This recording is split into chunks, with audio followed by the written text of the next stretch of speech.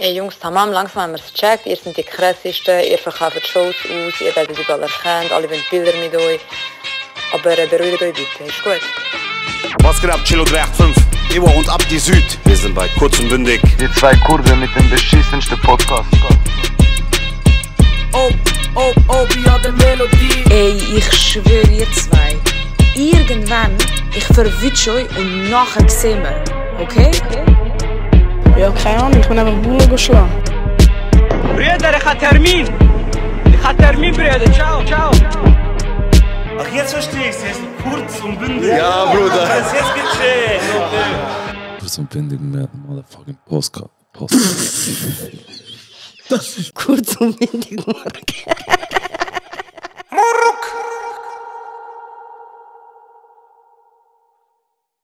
Schade, das war ein guter Anfang. Das ist wirklich ein guter Anfang, ja, aber cool. wir haben es...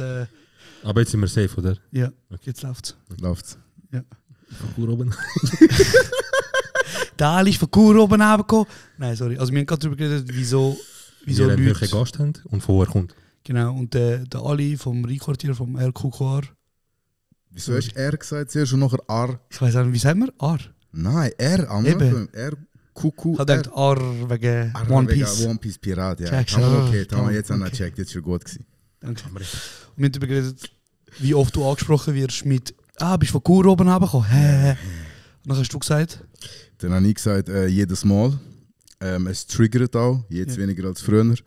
Aber wir haben wirklich angefangen zu überlegen, so, hey, ich glaube, damit es vielleicht aufhört, so fange ich auch mal an Flattern geben, wenn das Ja, sagt. geil. Aber haben wir dann dagegen entschieden, aber das Risiko besteht immer noch, jedes Mal, wenn man das sagt. Und genau, jetzt haben wir herausfinden, woher das kommt, ob das ein Meme ist oder Ich sage einfach, das ist eine Redewendung. Und von Kur oben hergekommen. ich glaube so, ja. Und fix kommt es von Zürcher oder so. Ja. Also safe. Ja, irgendetwas, ja. Also vielleicht könnte auch sein, ja gut, ja. Von Kur oben. Weißt du, dass wo wir neu in die Schweiz gekommen sind, im 99, ich 3 Monate in Chur gelebt habe? Voilà? Ich schwöre. Shit. Ich wäre fast... Bro, ich wollte der erste Kenner sein dort, der erste Kurd. Aber, Bro, komm, haben wir Fuß gefasst, ist nachher eine Familie von dir gekommen. Ja. Gesagt, schau, Wir sind schon da. du kannst schon, aber wir sind da. Und dann haben wir gesagt, scheiße, wir gehen auf Vinti. Aber stell dir vor, ich wäre einfach so die Low-Budget-Version vom Ali geworden. Das stimmt nicht, man, hör auf so sagen. Bruder, wir wären Einfach. 10-mal so unschlagbar. Das wäre richtig krass gewesen. Ich wäre dein Serra. Nein, du wärst mein Serra. Wow, er hat uns beide disst. Unmöglich, dass einer von uns Serrat ist, Bruder. Das stimmt. Das stimmt, weil du hast Haare. Serra. Erstens, du hast Haar und zweitens bist du Madrid-Fan. Alter. Madrid, Madrid, Ich lasse ihn da. Madrid, Wegen- a la Madrid, Geil. in Adamas. Bro, sie sind Also UEFA Madrid hat gewonnen. Bro, Sag wenigstens Madrid, Bro. Madrid. Ah, Bro. Wenn du das sagst, Ja. dann sag ich ist so, auch geil. nein, sag das nicht, Bruder, ich Ja. schwöre, mir schlägt noch. Krass, krass. Aber ja, sie sind dort, wo sie vor 15 Jahren mal sind, mit Air Galacticos, mit David Beckham und Nuno Ronaldo und Roberto Carlos.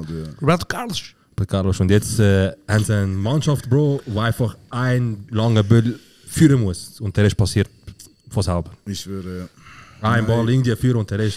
Ich muss ehrlich sagen, Trikotfarbe von Madrid, Ja. fickt, Bro. fick it Kannst schon. du wirklich sagen, Also als das finde ich jetzt ohne Barca-Brille, Sehr gut, das ja. finde ich jetzt wirklich nicht so schön, weil ich finde die Farben mischen, weißt du, schwarz mit Dings. Also wir können es anders, ich finde einfach das andere müsste ein bisschen grösser sein, aber sonst, es ist weiss, Ich finde die Farbkombi hure geil. Ja. Bro, Die ich da. ich finde schon stabil, ist schon nice. Es gibt Ja. aber viel geilere Trikots, Ja. zum Beispiel La Decima Trikot, weißt du, Ja. das noch mit ein bisschen Orange und so, Fix. das finde ich schon viel geiler. Aber Bro, der ist, weißt du, von einer Saison vorher Adidas abgeschrieben. Ah, der gute. Einfach nur CR7 hinten Hat's drauf nicht noch- gemacht, obwohl er nicht mehr spielt, weißt du? Hat es nicht noch einen, der so einen pinken Schriftzug hat? Lass mich überlegen, vielleicht einmal. Oder ist es Man City gewesen? Vielleicht ein Auswärtstrikot. Sie haben goldige Aufschrift. Ja, ja. Die goldige Aufschrift haben sie.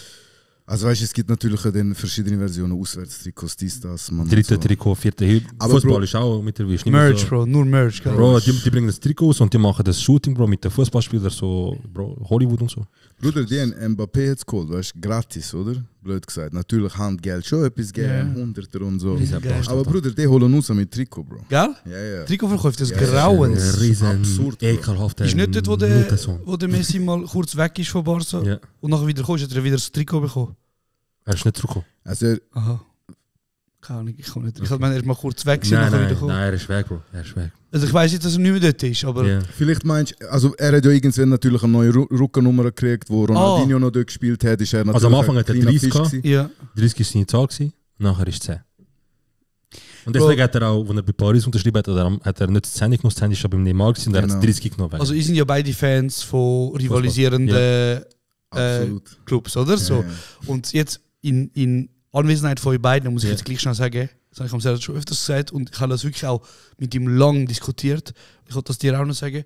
Ich habe wirklich das Gefühl und mit dem, ich glaube mit ganzem Herzen daran, dass der Messi hochgradig autistisch Max. Ist er bestimmt. Gell? Bestimmt, Bro.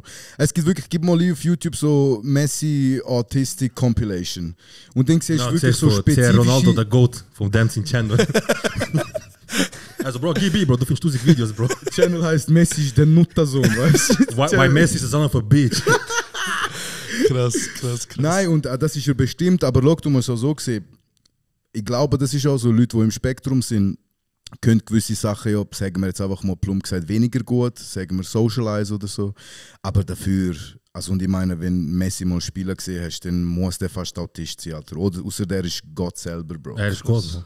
Weißt? Das finde ich krass, dass du das kannst so sagen. Das Ding ist... Aber in dem Fall würdest du sagen, dass CR7 schlechter ist als Nein, Messi? das würde ich nicht sagen.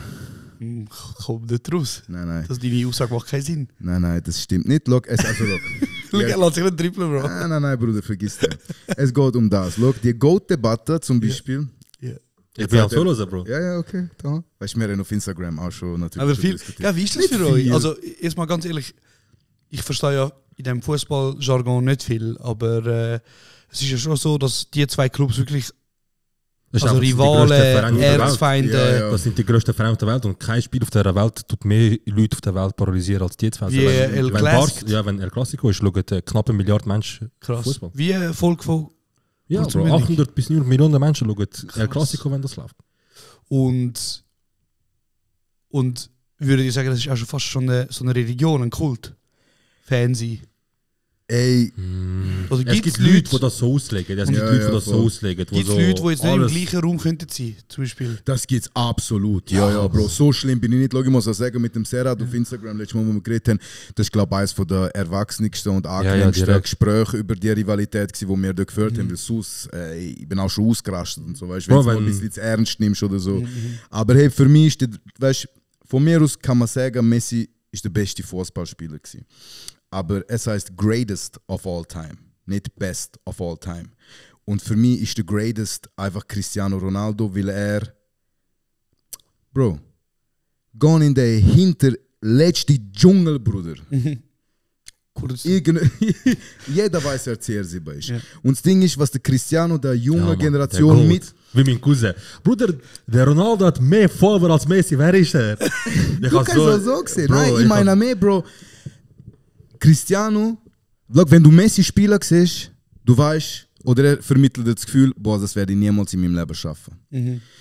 Cristiano hat der jungen Generation das Gefühl vermittelt, Bruder, wenn ich einfach nicht aufgebe und alles Mögliche in meiner Macht versuche, so, dann kann auch ich das schaffen. Bruder, schau mal, die grössten jungen Spieler heutzutage, die Champions League und so spielen. Frag mal, wer ist eures Idol und so. Und dann ist aber immer der Cristiano. Ich finde einfach, der Charakter vom Cristiano und was er für Fußball gemacht hat oder wie er sich von mir aus auch in der Medien gibt, alles so kommt zusammen und das ist für mich dann der grösste Fußballer.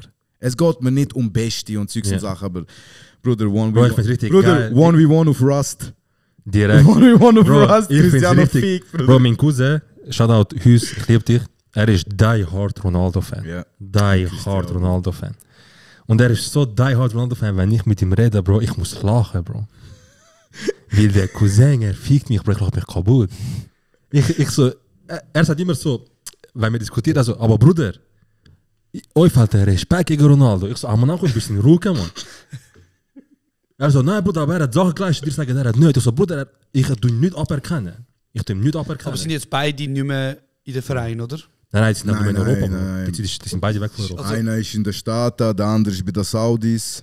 Jeder macht den Cash auf seine Art und Weise, Bro. Yes. Ist fertig, Bro. Aber es ist schon auch krass, wie wir eine ganze Ära erlebt haben von diesen zwei, Bro, es ist oder? krass, dass wir das Glück Absurd haben, die ist es. zwei live erlebt haben. Bro, wenn mein Sohn kommt und sagen wir in 20 Jahren sagt, wow krass, irgendein neuer Spieler kommt, macht 20 Goals, sagt, oh mein Gott, das ist der gut. Ich flatter ihn gerade. Ja, Bruder, sofort, Bro. Flatter, Bro, wie redest du, Mann? Du musst dir vorstellen, die zwei haben jahrelang, die haben uns gefickt, unser Bild von Fußball. Bro, wie kannst du 10 Jahre lang jede Season mindestens 50, 60 Goals machen, ja, Bro. Und dann nochmal so viel Assists und so. Noch. Und jetzt sind Jude Bellingham und Vinny sind um den Ballon d'Or am Kämpfen mit 20 Goals, 10 Assists und so Sachen. Weißt du, was ich meine? Die haben einfach unser Bild von dem gefickt. Und das wird nie mehr passieren. Nie. Weißt du, glaub mir, die sind größer als Pelé, die sind größer als Maradona. Jetzt, natürlich, wenn du auf Argentinien gehst, ist es etwas anderes. Aber die sind größer als das. Es hat noch nie so etwas gegeben wie die zwei zur gleichen Zeit. Und einfach auf der gleichen und dann noch Stage. Barca Real, gleiche Liga, Bro. Das ist Destin. Das habe ich im letzten Mal gesagt. Weißt du, wo man so, Bro, wenn ich nicht gerade Barca geschaut habe oder sonst nicht emotional, ich kann hure Sachen diskutieren und ich habe gesagt, ich so, Bro, was wir eigentlich für das Glück haben, dass wir einfach gewusst haben, Barca, Real, Ronaldo, Messi. Ja, voll krass. Und du schaust jetzt morgen, Real kann das vielleicht nicht sagen, aber ich schaue jetzt morgen. Einer kommt rein. Du weißt auch, in Gilo ist ein Mitbewohner, auch Barca-Fan. Wir fangen zu schauen, einer kommt rein. Er so, wer ist das, Mann? Ich habe von dem noch nie gehört, Mann. Ich so, Bro, der ist 16 von der Jugend. Ja. Also, Bruder, wenn ist die Zeit vorbei? Und Bro, was ich einfach muss sagen ist, es ist sicher eine schöne Zeit als Real-Fan. Du hast den Kreisschlager auf dieser Welt, du hast das beste Mittelfeld auf dieser Welt, du hast die beste Verteidigung, Bro. Du hast kein Goalie-Problem, Bro. Wenn jetzt noch ein Trainer nicht ein Pitch ist, und der Trainer ist auch geregelt, Bro, der Ancelotti haben es, in einem Jahr läuft der Vertrag aus, nach dem Xabi Alonso, Bro. Die nächsten 5 Jahre, Bro, mindestens 5 Jahre ist. Ja. Hey, könnt ihr mal mit mir jetzt ein Fußball-Quiz machen? Nur schnell zum herausfinden, wie viel weiß ich über Fußball. Okay. Was ist Abseits? Schon gewesen. Nein, das weiß ich. Das ist, wenn einer von den Stürmer oder Mittelfeld, was immer, einen Pass für ihn gibt und er gibt den Pass hindern und der letzte Mal von den anderen Ding, also weißt du, was ich meine? So wie er gibt den Pass für ihn und keine von der Verteidigung von den anderen ist dort. Also auf der gleichen Linie. Genau, wenn dein Mitspieler vor der Verteidigung blöd oder vor der anderen Spieler steht, dann ist Abseits. Genau, aber ich meine mehr so fußballgeschichtlich so, oder weißt du, so Verein. Was ist der größte Club auf der ganzen Welt in der Geschichte von Fußball, was es jemals gegeben hat? Bro, Barca, weil der Gründer von Barca ist Winterthurer. Ich fick seine Mutter, Bro. Scheißegal, Alter. Gleich war es gut schon so. Hätte er besser nie gegründet, Bruder. Der grösste, geilste Verein auf der ganzen Welt ist FCZ, ihr Hurensöhn. Tamam, gut, mit das akzeptiere ich das nicht mehr. Weil so Schweizer Fußball bin ich gar nicht drin, Bruder. Für mich gibt es Fener und Real. Du bist auch noch ein Fan. Das ist ein geiles Jahr für dich als Fußballfan. Ha? Jetzt, wir haben wirklich müssen sagen, okay, wieder Zweite sein. Ja. Als, ist aber jetzt Gala hat doch gewonnen jetzt. Ja, im ja, Rückspiel, ja, ja. oder? Bro, sie haben Mourinho geholt, mit der Zweiten wird. Hey, ich weiß wirklich nicht, ob Mourinho sie auch retten kann. Obwohl Bro, für mich der ist er Mourinho Goat, wenn es um... Was hast du gesagt? Was hat er gesagt? Der Mourinho ist gut für dich als Trainer. Wie Pep ist nicht Goat? Bruder, Pep Guardiola! Ich habe nie gesagt, weg Pep. Aber willst du sagen Pep Guardiola? Wer hat Fußball so krass verändert, die Guardiola? Wenn ein Trainer fragst, was wird er machen? Wann hat letztes Mal Mourinho Champions League geholt? 2018. Bruder, warte. Mourinho hat mit Porto Champions League geholt, Bruder. Das ist geil, Bro. Mourinho hat mit... 2004 hat er mit einem No-Name-Titel Das spielt keine Rolle, wenn es war, Bruder. Jahre, er macht mich Fener an, Bro, wenn nicht Guardiola hat er, okay, tamam, hat er letztes Jahr hat er Real gefickt. Okay, hat er eine Champions League geholt mit City. Ja. Gut, tamam. Ja. Und dann hat er noch Prime Barca trainiert. Okay, ist gut. Er hat Prime Barca zu Prime Barca gemacht. Ja, okay, sagen wir so. Er hat Prime Barca erschaffen. Das stimmt tatsächlich. Mit er hat im ersten Jahr Tiki-Taka-Schießdreck. Super geholt. Ja, Bro, er hat schon kranke Shit Jahre bei Man gemacht. City 4-mal Meisterschaft jetzt geholt. Ja, noch Bro, irgendjemand- was ist das, Bruder? Wir reden nur von UCL jetzt, Bruder. Das ist Peak, Bro. Wir reden von S-Tier-Turnier, Bro. Okay. Das ist UCL, Bro. Bro. Premier League weißt? ist nicht, ja. Erzähl. Ja. Premier League ist nicht, Bro. Nein, Bruder, für mich ist Mourinho Ancelotti so. Bro, Pep Guardiola der soll Mourinho seine ist- Mutter der- beficken. Der Mourinho ist, seit er vor Real weggegangen ist, nichts mehr. Nichts. Bro, er hat, seit er gegangen ist, glaube ich, bei jedem Verein nie seinen Vertrag erfüllt und ist bei jedem Verein gekickt worden, weil er scheiß Leistungen gezeigt hat. Nach Real ist er zu Chelsea, oder? Glaubst du, ja. 1,5 Jahre später gekickt worden, nie geholt. Ich glaube, er hat FA oder Europa League geholt, glaube ich. Das stimmt schon. Den Punkt gebe ich dir auch. Haben sie ihn gekickt. Er hat seine Abfindung bekommen. Tamam. Dings hat ihn geholt nachher, Tottenham hat ihn geholt. Die so Tottenham, so endlich haben wir einen Trainer, der uns Titel holt. Nachher hat er geholt. Ja. Haben sie wieder Darf ich kurz etwas sagen? Warte. Okay. Nachher ist er zu Man U. 3 Jahre unterschrieben, 1,5 Jahre. Was hat er geholt? Nichts hat er geholt. Wieder gekickt worden. Wie schmeckt der Schwanz? Sag mal das. Wieso machst du das? Fresse. Ich tu nur Fakten sagen, Bro. Es ist nicht Dick Riding. Es Bro, ist einfach Facts, so. Bro. Das ist kein Drucker, Bro. Faxmaschine. Und nachher ist er zu Rom. Conference League geholt. Respekt. Er ist, glaube ich, der erste Trainer, der Conference League, Champions League und Europa League hat. Respekt. Und ob es relativ Mulge. Und nachher, was ist passiert vor einem halben Jahr? Gekickt worden. Weil er nicht mehr ankommt. Der Rossi ist gekommen, Bro, ein aktiver Spieler. Der Rossi ist gekommen, er hat die Champions League geführt. Okay, darf ich jetzt etwas sagen? Warte, ich bin noch nicht fertig. Jetzt bei Fenner, ich sag, was mit Fenner passiert, Bro. Wieso haben wir das Thema aufgemacht? Die ist ruiniert, Alter. Nein, warte, aber weißt du, was mit Fenner passiert? Ganz gleiche. Er wird einen Titel holen. Erstes Jahr Banger. Nach einem halben Jahr, kommt zur Türkei. Hol uns mal nochmal, du zahlt 11 Millionen pro Jahr. Yeah. Was? Er kommt 11 Millionen für den zweiten Platz? Ja. 11 Millionen zahlen wir dir pro Jahr. Habe ich gut gemacht, gut gesagt. Das ist die ganze Chance, du scheiß Fitnesssticker.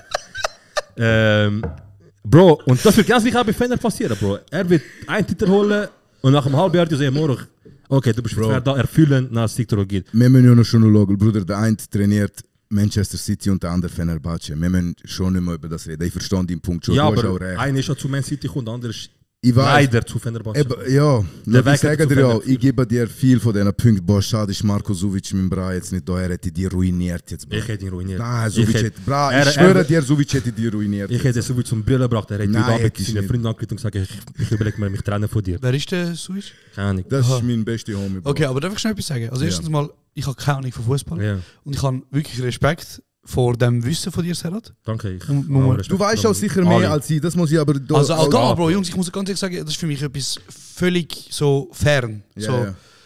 Ich weiß nur, der Ronaldo ist mal bei Menu gewesen, Überall, fast. und nachher nicht mehr, nachher wieder bei Menu. Und als ich das erste Mal von ihm gehört habe, ist das 2008 Menu-Zeiten gewesen, vielleicht so 5. Klasse gewesen. So, das weiß ich noch. Das glaube ich, dort ist das sein Jahr gewesen, und dann glaube ich 2 Jahre später zum Menu ist, glaube ich, oder? Ja, das ist... Zu Real. Das weiß ich. Und sonst, ich bin früher mal AC Milan-Fan gewesen. Nicht Auch City. super.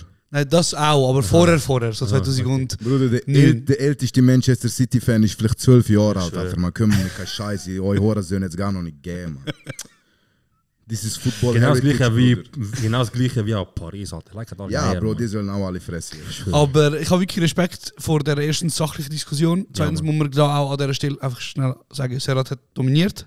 So. Ja, aber ich habe auch noch nichts dazu sagen. Wenn wir Okay, auch ganz ehrlich das stimmt sagen. auch. Ja, Das stimmt auch. Wolltest du noch etwas dazu sagen? Ich glaube, es ist gesünder für, Wenn ich meine Fresse habe. wenn, für das ganze Gespräch, wenn ich jetzt einfach meine Fresse Bro, du kannst habe, schon sagen, Bro. Wir sind am Reden, Bro.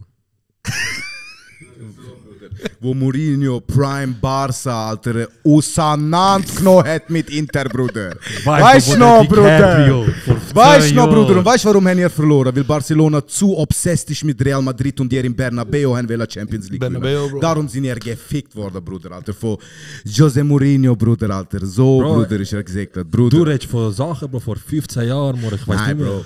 Look, Du Bruder. siehst selber, Bro. Bruder, Pep Guardiola ist ein super Trainer, aber seine Mutter soll er gleich ficken, erstens. Ja. Zweitens, warum verliert City gegen Real? Weil Real absolute Macht in Europa ist. Ja, und weil Ancelotti einfach der King ist. Das ist eine Familie, Bro. Die Pilot, Mannschaft ist ja. eine Aber Familie. man muss auch sagen, Ancelotti sagt so, Jungs, spielen bis da, spielen wir so Ja. bis taktisch vorne, machen was ihr wollt, haben Spaß. Ja, ich sehe mir die ist Fotos, egal. er immer so, Family. Ich schwöre, ist egal ob Valverde töpft, ist egal ob Rüdiger töpft, ist egal ob Bellingham oder Rodrigo oder Vini töpft. Das ist denen scheißegal, wer Ballon d'Or holt, Bruder. Aber was Der heißt zum, dem, Bruder, ja, weißt? aber was heißt zum Beispiel jedes Jahr, immer wenn Real etwas holt, oder einfach vor allem Champions League, Ich kann noch nie meine Fresse so lange geben wie in diesem Podcast. geil, Mann. Es ist richtig Krass.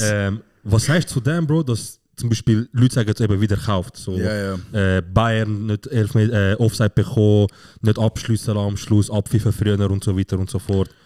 Es ist ja immer, Leute sagen, also es gibt auch offizielle Investitionen, aber ich will jetzt Investitionen. So. Investigationen. Aber ich hätte nicht zu tief gehen, weil dann weißt du, das wäre dann richtig so gegen Real Hater. Nein, du weißt ganz genau, was, wenn du jetzt mit Investigationen gegen Real kommst, weißt du ganz genau, was sie nachher sagen. Steuern.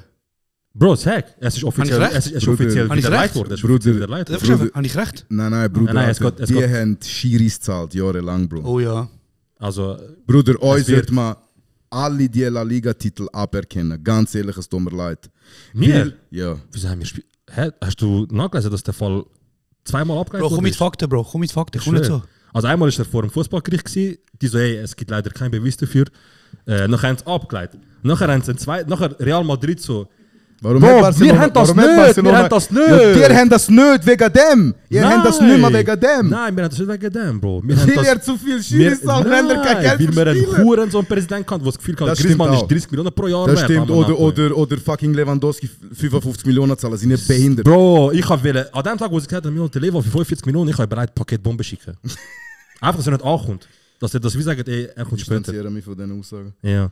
Bro, der Verein kein Cash mehr.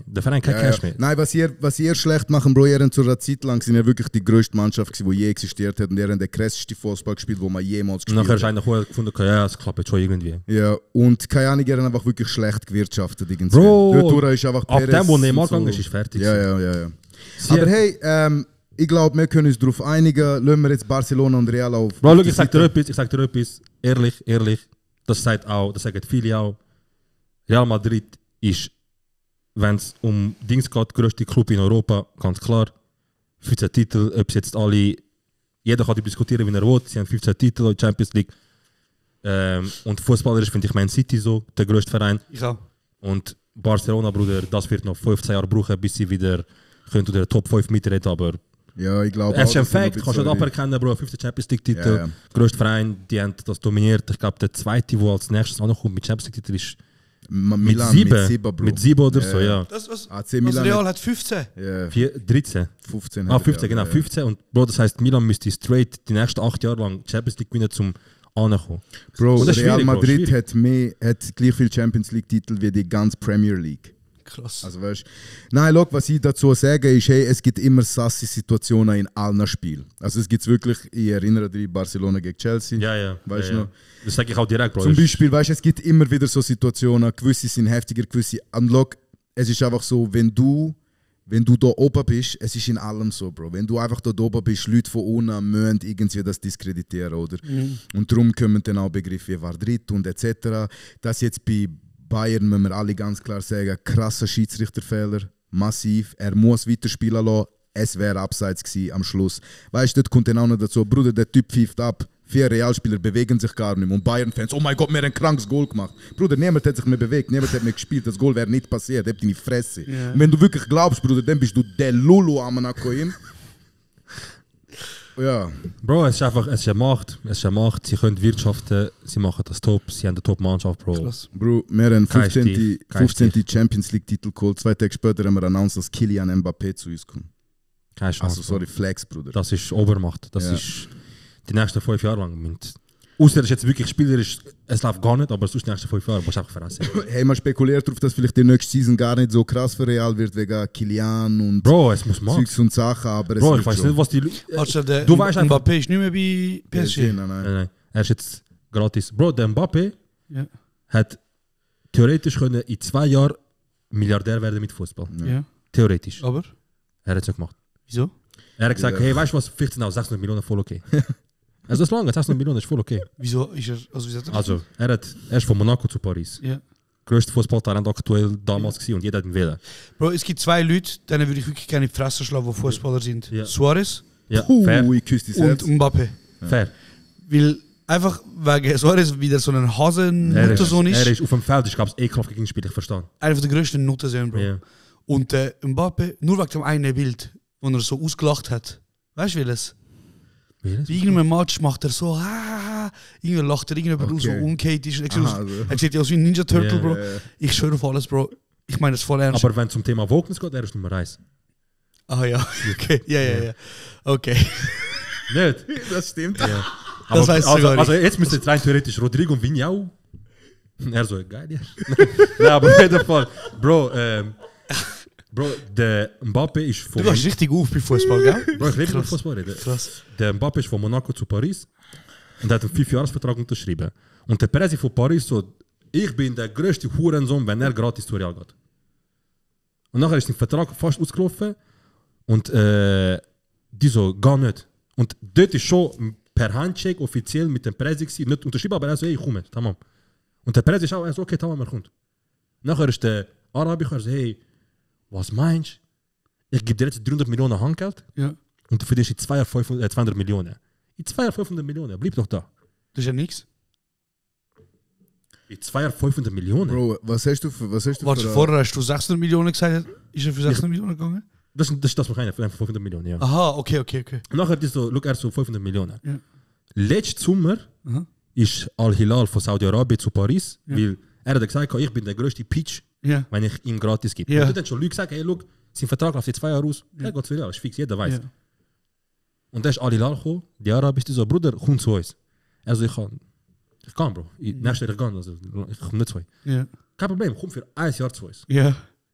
Unterschriftprämie 300 Millionen nochmal. In einem Jahr 700 Millionen verdienen. Er wäre 1,5 Milliarden schwer gewesen. 2 Jahre durch Fußball. Und wieso hat er das nicht gemacht? Er ist schlau. Er so, ich habe letztes Mal einen Präsident vom Auf Ehre quasi. Er so, ich habe ihm gesagt, ich komme, aber ich nicht gekommen. Ja. Er soll nicht noch andere Hackmacks machen und so. Vor allem tricky. Aber er ist auch jung, gell? Ja, jetzt mittlerweile ist er schon so 25, 26. 26. Also Bro, er spielt, wenn er es schlau macht, spielt er mindestens so 10 Jahre auf Top-Niveau. Ja, ja. Krass. Locker.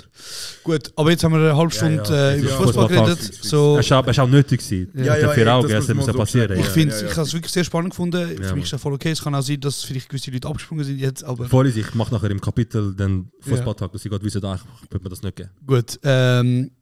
Aber vielleicht noch schnell für die wenigen, die ich nicht kennen, wer hockt uns überhaupt gegenüber?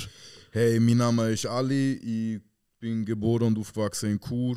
Ich bin Rapper, auch nicht mehr so wie auch schon. Und ja, das ist schon gewesen. Es gibt nicht mega viel mehr über meine Person zu sagen. Wie alt bist du, Bro? Du Ich bist werde 32 das Jahr, am 15. August. Bist du auch in Churfeld gekommen, oder? Ja, voll. krass. Das ganze du Leben in bist- Chur. Du bist der Kenneck, der in Chur auf Ich Welt bin kommt. über den kennen. Du bist eben Der eine im Spital, wo Leute nicht wissen, wie vorgehen jetzt mit Ja, dem. genau. Die hat meine Werwolfskrankheit, wegen Ja, überall ich- Haar, ja, Bro. voll genau Dieser so. Morgen, wo ist vorne, wo ist Morgen, hinten? ich habe wirklich gerade das Babyfoto von mir gesehen. Ich bin wirklich gerade auf die Welt gekommen vor ein paar Stunden. Meine Schwester hebt mich so. 3 Tage aber. Full, Alter. Full. Überall so da auch. Kennst du die Baby? Ja. Das ist doch runtergehen. Bro, bei mir ist alles zusammengewachsen. Ich sag dir Ich habe ganz dir ehrlich. ein Kinderfoto gesehen, gerade letzte, wegen... Wegen dem Ding, ja. Ja, urherzig, Bro. Ja, voll. danke. Urherzig. Ja, voll. Du bist das mittlere Kind, in dem Fall? Yes. Wie viele Geschwister hast du noch? Also 2 weitere in dem Fall, aber Schwester, Brüder? Also ich habe noch 3 weitere Geschwister. Ah. Und das ist ja so... Ich muss das jetzt ein bisschen so erklären für Kein Ding, Bro, hol aus. Schweizers. Ja. Meine Eltern haben sich scheiden lassen. Ich war 2 Jahre alt gewesen dort etwa. Und irgendwann, dann Jahre später, haben beide nochmal geheiratet. Und aus der ersten Ehe eben von meinen Eltern gibt es meine ältere Schwester und mich. Sie haben beide nochmal geheiratet und jeweils nochmal einen Sohn gekriegt. Und das wären ja so meine Halbbrüder. Ah, Aber das heisst, die existiert kleine nicht. Bro ist dein Halbbro? Ja. Krass, Bro. Aber welche Hälfte ist nicht von dir, Bro? Weil er sieht 1:1 aus wie du daheim, Hey, aber Alter. warte, aber sind die gleichen Eltern, nicht? Nein. Ah nein, sorry. Also, ein Bruder Oh, hat sorry. gleiche Mutter, Wow, sorry. ein Sorry. Bruder hat gleichen Vater. Ich habe aus irgendeinem Grund gedacht, die Eltern haben beeft.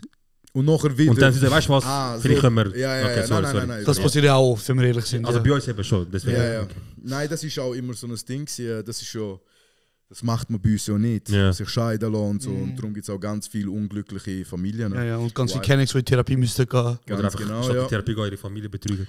Und meine Mutter ist einfach so gewesen, hey, also ich möchte jetzt nicht die Legacy von meinem Vater zerstören, aber das habe ich auch schon so ein paar Mal gesagt. Mein Vater ist kein guter Ehemann gewesen, aber er ist ein guter Vater gewesen. Ja. Und meine Mutter ist einfach, ich respektiere sie auch abartig krass für das, dass sie so mutig war und gefunden hat, hey, das tut mir nicht gut, Ja. es ist nicht gut. ich muss jetzt an mich und meine Kinder denken und hat sich scheiden lassen und hat all die Blick im türkischen Supermarkt oder wo immer über sich ergehen lassen. Vor allem noch früher ist es nochmal etwas anderes. Heutzutage ist das noch, die einen oder anderen akzeptieren, reden auch darüber ein bisschen, aber früher ist es so wie, Bro, Tabu. Und du musst dir vorstellen, gell, sie hat einen Sohn, aber wie alt ist der? Weißt du, heute gehen die alle flattern. Also heute macht niemand meine Mutter schräg an. Weißt? Aber damals, Bro, sie hat niemand gehabt, eine männliche Person sozusagen, die sie in Schutz nimmt. Ja, Bro.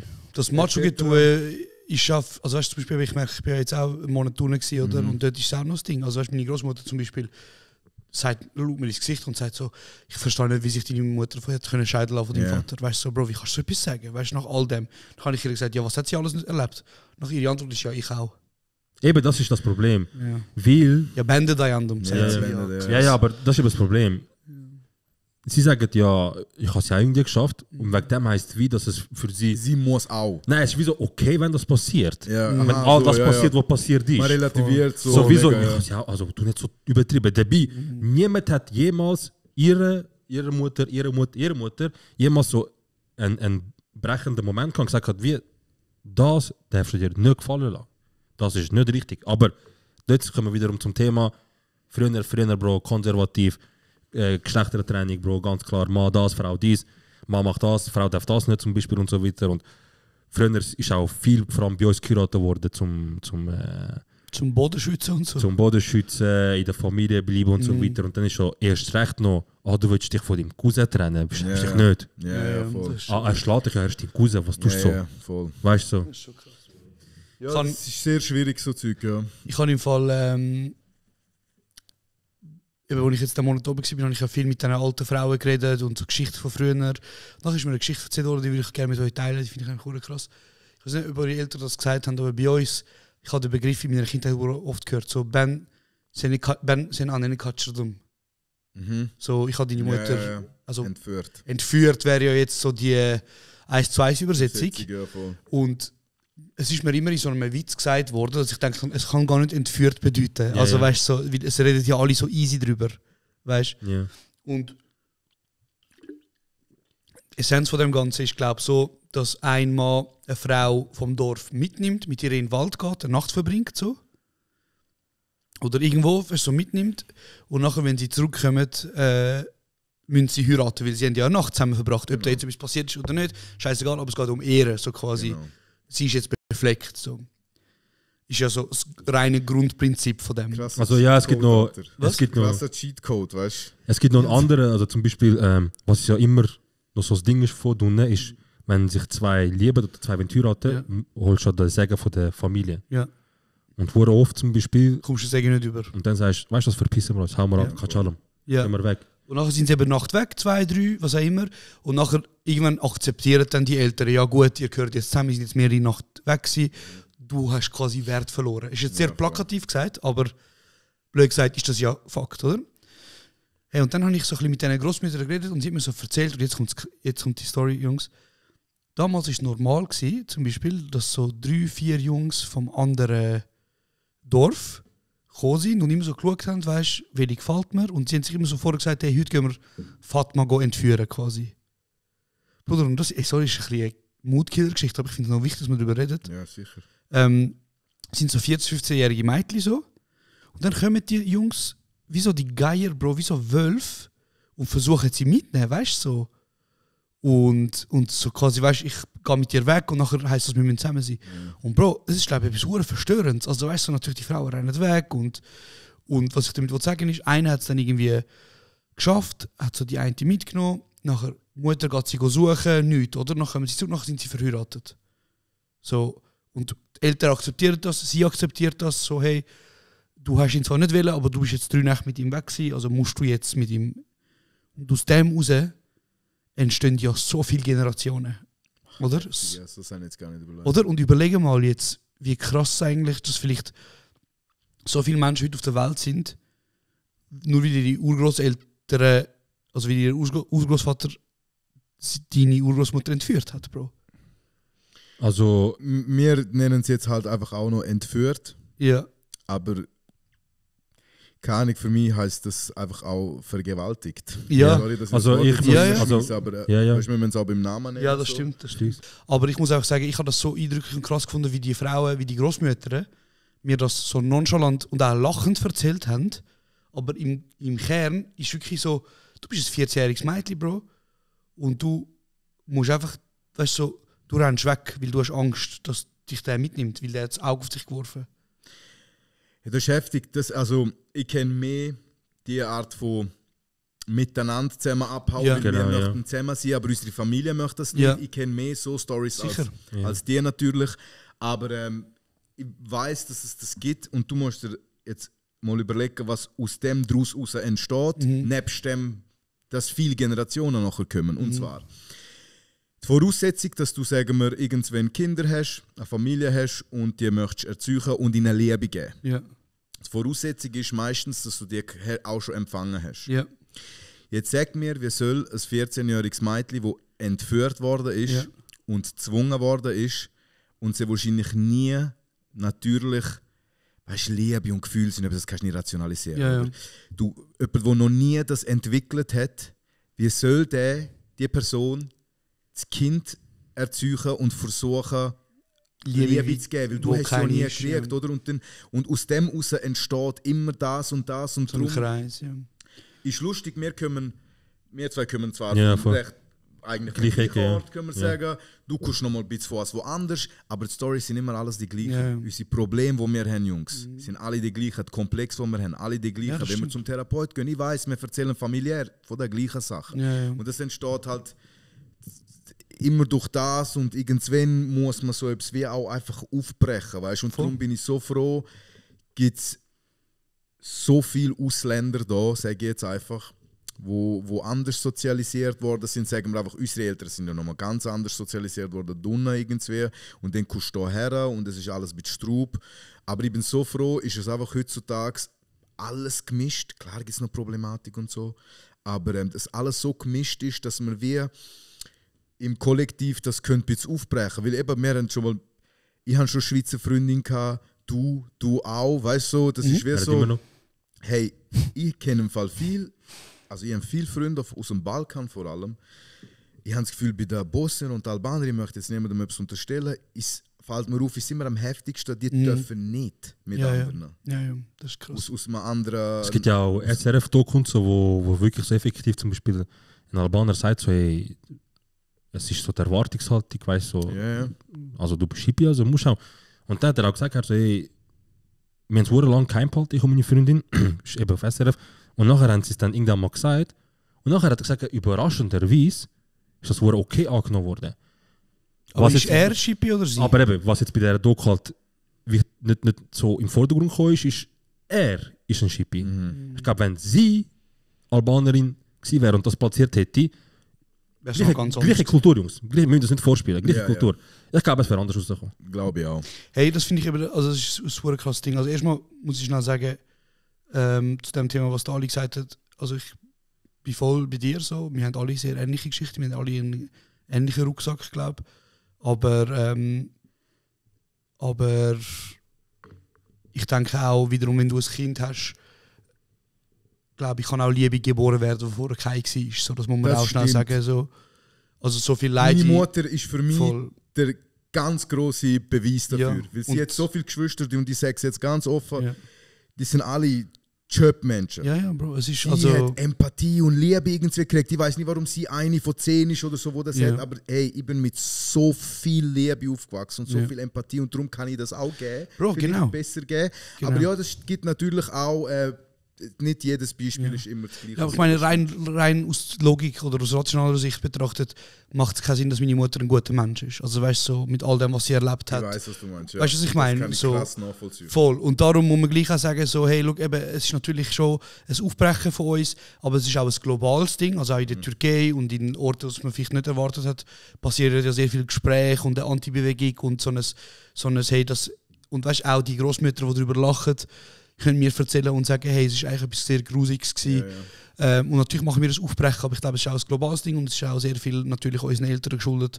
Weil man darf auch nicht vergessen, die Menschen, die meistens wegflüchten, sind auch nicht die gleiche Breed wie die Menschen, die noch drinnen sind. Also weißt du, so, Das stimmt. das sind schon auch Menschen, die aus einem Grund, ob das jetzt politisch oder ob das einfach, wie sie mit dem nicht klarkommen, aber wir haben auch das Glück, dass wir von Menschen erzogen worden sind, die sich proaktiv entschieden haben, zum Weggehen. Bin ich voll bei dir, ja. Weißt du, erstens das. Und zweitens, was ich ein sehr spannendes Thema finde und ein sehr krasses Thema finde, das zweite, was du angesprochen hast, eben, ich würde sagen, wenn wir das so pauschalisieren, ist der Balkanraum ja sehr also wir kennen es einfach von unseren Freunden. Jedes Mal, wenn ich irgendwo gehört habe von Leuten, die Probleme haben in der Beziehung, weil sie eine andere Nation hat oder weil sie gleiche Nation, aber andere Stadt ist halt schon Bosnien, Kosovo. Ja, aber gibt es auch bei der Schweiz zum Beispiel. Also ich habe meine ex Mutter hat mir auch gesagt, also scheiß Türk. Natürlich gibt es überall, aber ich sage, von 10 Leuten habe ich das Gefühl, von diesen 10, die ich kenne, sind das 8 aus diesem Bereich. So. Fix, ja. Vielleicht ist es sehr pauschalisierend, aber ich muss gleich auch sagen, ich finde es hure heavy, Mann. Also weißt du, so, ich stelle mir einfach vor, so, ich habe auch einen Freund, der mit einer zusammen war und er hat sie geliebt. Bro. Also weißt du, so, wenn er von ihr geredet hat, ich habe gewusst, der Typ liebt sie. Und das ist jahrelang, haben sie das rausgezögert und am Schluss ist es nicht gegangen, weil sie einfach von 2 verschiedenen Nationen sind. Und da musst ich einfach, also weißt du, musst einfach fragen, so krass, Bro, ich bin wirklich froh, muss ich das nicht mitmachen? So, weil, stell dir vor, Bro, du liebst jemanden, du weißt du so. Kannst du einfach nicht. Und du musst dich entscheiden, ja gut, verrate ich jetzt meine Familie, weißt du, was ist das überhaupt für ein Verrat? Oder nicht, weißt du, so, ich meine, und ich stelle mir das einfach wirklich so heavy vor und du hast das in dem Fall wahrscheinlich noch nie gehabt, oder so? Also bei dir wahrscheinlich Also meine Mama war ja sehr easy immer, aber ich bin auch schon, also in Oberstufe bin ich mit einer Albanerin zusammen gewesen. Und zwar sorry. Nein, ich mit einer Albanerin zusammen gewesen und... Alle Schippis, wenn ihr Adresse habt. Und sie hat dann, also es war für alle klar gewesen, für mich, für sie, für das Schulhaus, so, das hebt nicht. Weißt du?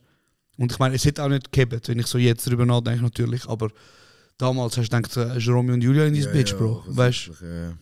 Aber ja, ich finde es sehr heavy, Bro. Was ich so paradox finde, ist, das habe ich das Gefühl, einfach auch von Sachen, die mir andere Leute erzählen. Sagen wir jetzt eben, unser Ecke, Bosnier, Schippis, was auch immer, sagen wir so, nehmen wir die. Ja, sorry, Türken sind natürlich mit gemeint, gell? Also, ich habe jetzt die nicht erwähnt, weil wir Weltmeister sind in der Ja, eben, das sind ja absolut mit gemeint, ja.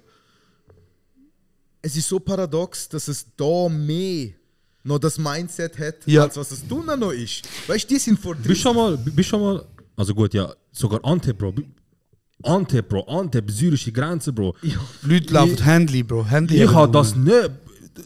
Ich bin letztes Jahr ich habe nicht geglaubt, was ich gesehen, Mann. Ich so, sind die alle von Europa da hingekommen, Bro? Ja, alle voll. im Sommer so halt normal wie da, Bro. So, es Handy warm, am Heben, am Küssen, am mich sogar. Ja, Handy am Heben, es ist warm, du leist dich dementsprechend an, Bro. Und so weiter, das ist auch mehr akzeptiert, aber wiederum hat es auch alte, grusige Leute, Bro. Ich bin im Taxi gewesen, Bro, mit dir, weißt du, noch in Istanbul. Oh mein Gott. Wir sind im Taxi, sogar Istanbul war Weltstadt, gell? Ja, und die laufen voll. halt so, und nachher einer so, boah, Mann, ich wette gar nicht, gefickt dich so, Bro. Bro, es ist unchillig. Und er ist Familienvater, gell? Ja. Er so, by the way, wenn du mich Insta, da können... So was leitet sie sich auch so an, weißt du? So. Die wollen doch alle Aber nur. eben, das ist auch eine interessante These, Bro. Ich habe eben das Gefühl, dass es ist eine interessante These wie am... wie Tante vom... Tante von wem? Nein. Ich glaube, eben viele Leute, die zum Beispiel vor 30... Ist es 30 Jahre her? So 90er Jahre ist es, glaube ich, mega zuwachsen gewesen, oder? Vor allem, ja. Vor 30 Jahren so in die Schweiz oder auf Deutschland gekommen sind, haben ja wieso das Mindset von dort... Das ist genau auf das, was ich auswählen. Sie sind mit dem Mindset hierher gekommen, haben Lock gemacht, nie mehr darauf geachtet, wie ist es drinnen. Ja. Hat sich dort etwas verändert? Ja. Wenn wir vielleicht mitmachen? Ja, ja. Weißt du, weil das Mindset haben sie ja von dort genommen und sind so, wir sind so, unsere Kultur ist so. Ja. Aber schau mal vielleicht, was für Fortschritte deine Kultur eventuell in diesem Bereich auch macht. Aber und das ist das, was mich immer so triggert. Ja. Und das ist so krass, wie kann das sein, dass Leute, die in die Schweiz gekommen sind, weniger progressiv sind als Türken im hintersten Dorf? SVP.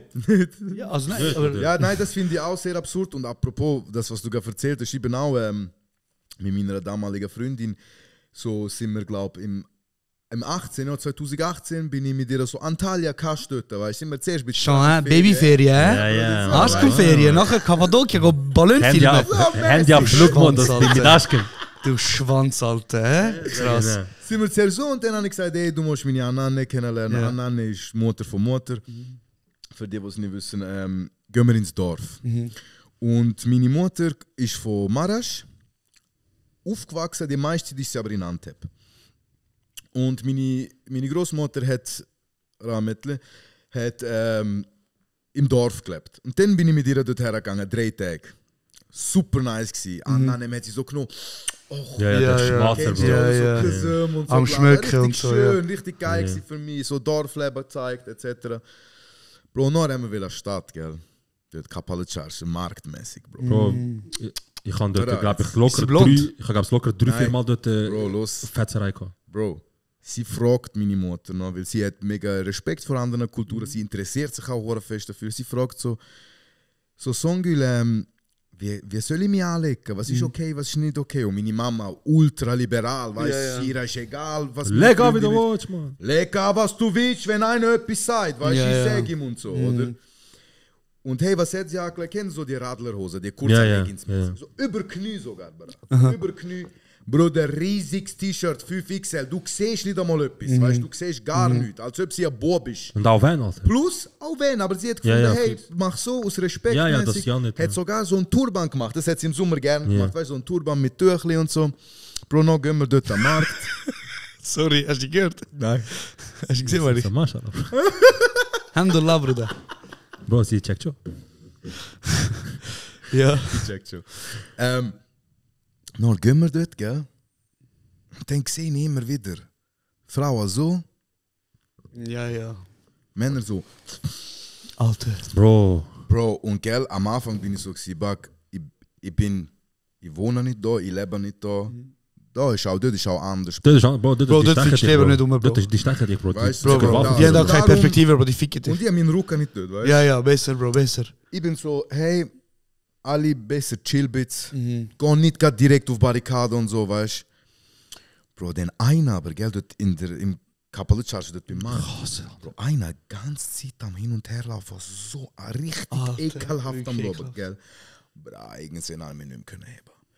Peach, Orospu Jojo, Pesevenk, schau noch einmal, ich bring deinen Sohn, Bro, ich bin völlig ausgerastet, weil ich bin so gewesen. Ey, was ist das für eine Welt? Wie hat sie sich so gefühlt? Hat sie das gemerkt? Unangenehm, Mann, natürlich. Sie hat das die ganze Zeit gesehen und es war ultra unangenehm, weißt du? Und das ist das, was mich auch krass gestört hat. Ja, so. sicher, ja. Und weil ich bin so, hey, ich nehme sie extra mit hierher. Sie hat all die schönen Seiten von Kultur gesehen, aber auch gut hat sie jetzt auch ekelhafte Seiten von Kultur gesehen. Wir kennen auch die schönen Seiten von der Schweizer Kultur, aber auch die ekelhaften Seiten von der Schweizer Kultur, oder? Und das ist zwar ein wichtiger Moment für mich, um wieder zu checken, dass es. Hey, und wir müssen sagen, gell, das ist gerade so neben Dorf und so. Weißt? Aber noch gehen wir riesige Mal. Bro, riesige Mal, gell? Genau gleich, Bro. Ich denke, das ist vielleicht anders. Aber das habe ich recht krass gefunden, wie öffentlich. Was ist ein gutes Wort? So ekelhaft. Es ist schon ekelhaft. Maximal ekelhaft. Es ist einfach ekelhaft, Bro. voneinander, weißt du? Weil es ist so, tamam, Sommer, hübsche Frauen, hübsche Menschen, du schaust mal vielleicht, aber aus Respekt nicht so, weißt du, schaust mal, weil du es attraktiv findest, aber hey, 5-6 Mal Bro, das ist unschön. auf 10 Meter hin und her laufen und dort bin ich wirklich so gewesen, hey, ich glaube, für ihre und meine Ehre gehe ich jetzt noch sterben, weißt du, dort bin ich ready gewesen, aber... Das ist ich hasse, ich sage meinen Eltern, also, es ist so, seit etwa, also, irgendwann ist so ein Tag passiert, ich habe einfach gesagt, ich so, hey, jetzt muss ich einfach schnell, bitte gönnt nie mit Charge, also in die normale Altstadt, weil ich kann nicht ruhig hängen, es geht nicht.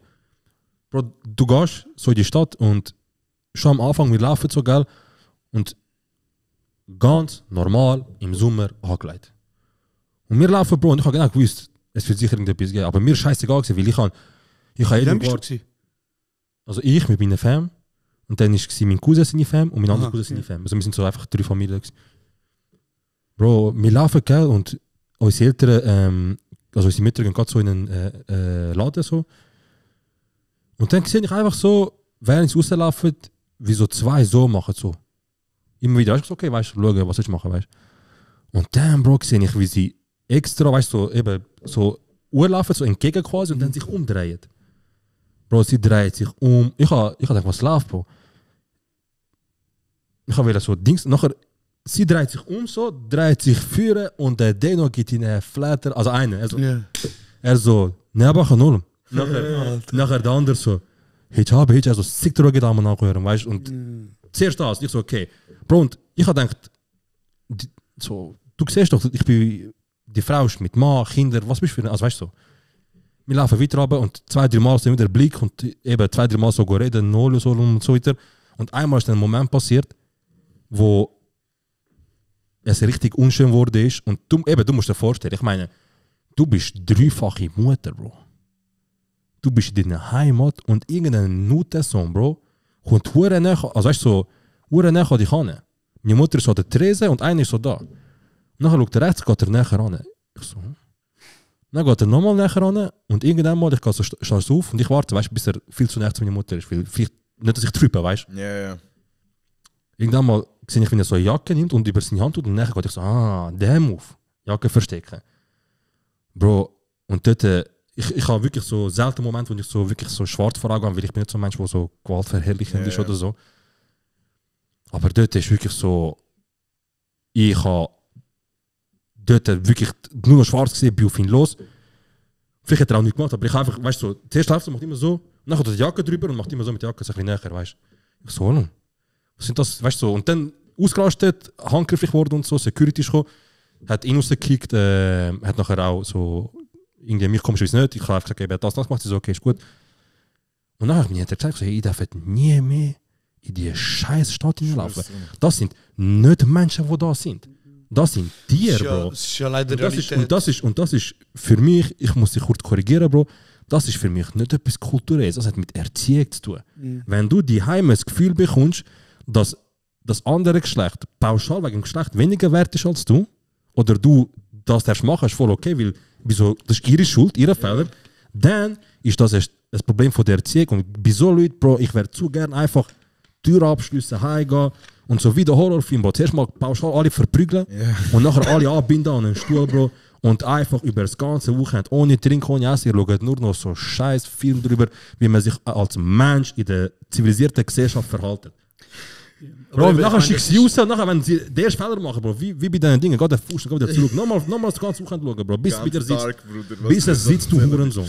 Ja, Bro, das ist ja, also, es ist ja gleiche Realität, unabhängig vom Alter. Ja, es ist leider, ob du jetzt Kind hast oder nicht. Sache. Es ist einfach, der Mann ist ein Muttersohn. Also, ja. Aber dann du hast schon recht, es ist natürlich, hat es etwas mit Erziehung so. Gut, jetzt, wenn uns aber zum Beispiel auffällt, dass einfach jeder dort so ist, Bro. Dann führt es vielleicht gleich ja, ich weiß nicht, was du willst, dass sie kulturell auch so aufgewachsen sind, verstehst du? Und eben, wie gesagt, es gibt wirklich, wirklich ganz viele schöne Seiten an dieser Kultur und allgemein an vielen Kulturen auf der Welt. Aber es gibt halt auch immer eine Gegenbewegung zu den schönen Sachen, oder? Und es ist für uns, ich rede jetzt mal von mir, bist du da geboren? Bist du da geboren? Ja, voll da geboren, ja. Du? Ich bin in Österreich geboren. Ja. Nein. Weißt du, wer auch in Österreich geboren ist? Wer? Ja, genau. Ich sagen, aber Mozart. Scheiße, auf den Muttersohn. Bro, er ist King, Bro. Nein, weiß ich nicht. Bro, er ist von meinem Dorf, Bro. Bruder, das war früher. Ich darf auch nicht von José Mourinho von früher. Bro, aber er hat... Mozart ist... Mozart. Art, Bro. Art. Nein, was ich sagen will damit ist, dass es irgendwie, finde ich, eben an uns liegt. So. An ganz uns, die global jetzt eben verteilt sind. Und dass wir einfach vielleicht andere Sachen annehmen und uns überlegen, hey, es könnte einfach einen Grund haben, warum die Leute so sind, oder? Und was könnte der Grund sein und was könnte man vielleicht optimieren an dem? Ja, es gibt ja 100% soziokritische Studien, weißt du, so zeigen, so wieso ist in so Ländern, also, oder ich meine, muss gleich auch anders sagen, also so Länder ist ja ein bisschen falsch gesagt. Also es ist ja in der Schweiz. Was heißt so Länder? Was heißt so Länder? In so Ländern, wo so hässliche Ochsen wie ihr zwei auf die Welt kommen. So Schweiz. Länder meine ich. Schweiz. Scheiße.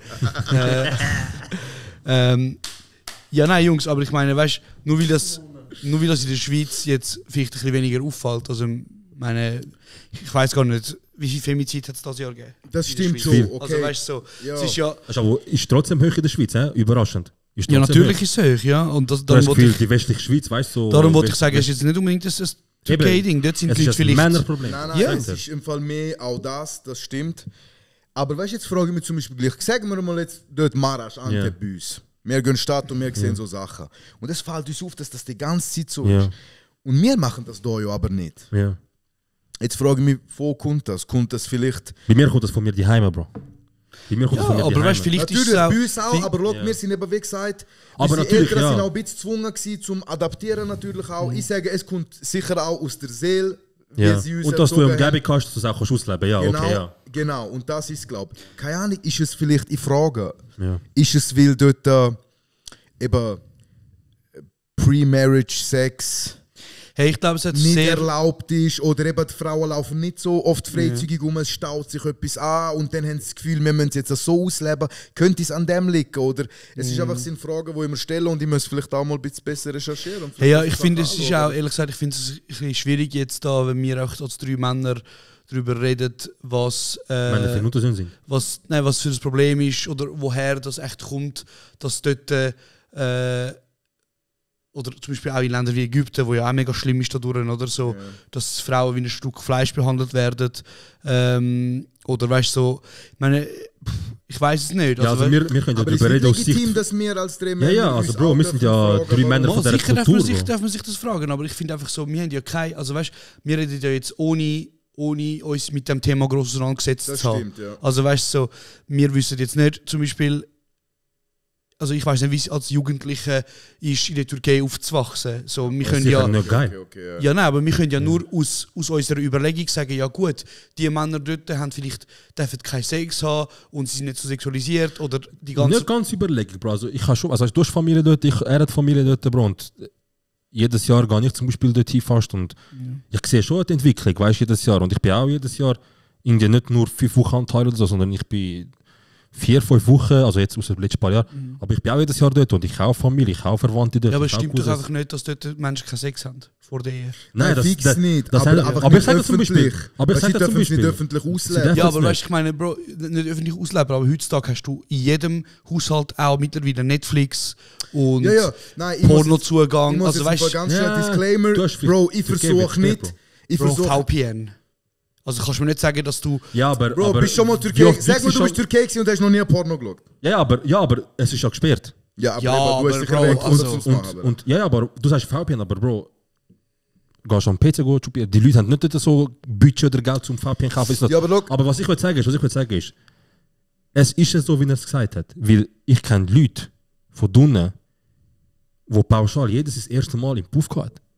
Ja, aber eben, ich wollte damit sagen, schon klar ist es eine andere, ich sage jetzt mal, hast du ein anderes Empfinden gegenüber Sexualität oder gegenüber dem, aber ich muss gleich auch sagen, man darf das nicht so in Schutz nehmen. Nein, eben, Oder das möchte ich nicht. noch schnell disclaimern, das ist, glaube ich, niemand hier am machen. Vielleicht Nein, ist aber das ich find- falsch übergekommen. Nein, ich habe aber- nicht einen Grund gesucht, warum sich die Männer so verhalten, Ja. um es rechtfertigen. Überhaupt nicht. Ist mir gell? klar, ist mir klar. Aber Nein, nur ich zum wollte jetzt auch nicht Schnell in, das hast du mich falsch verstanden.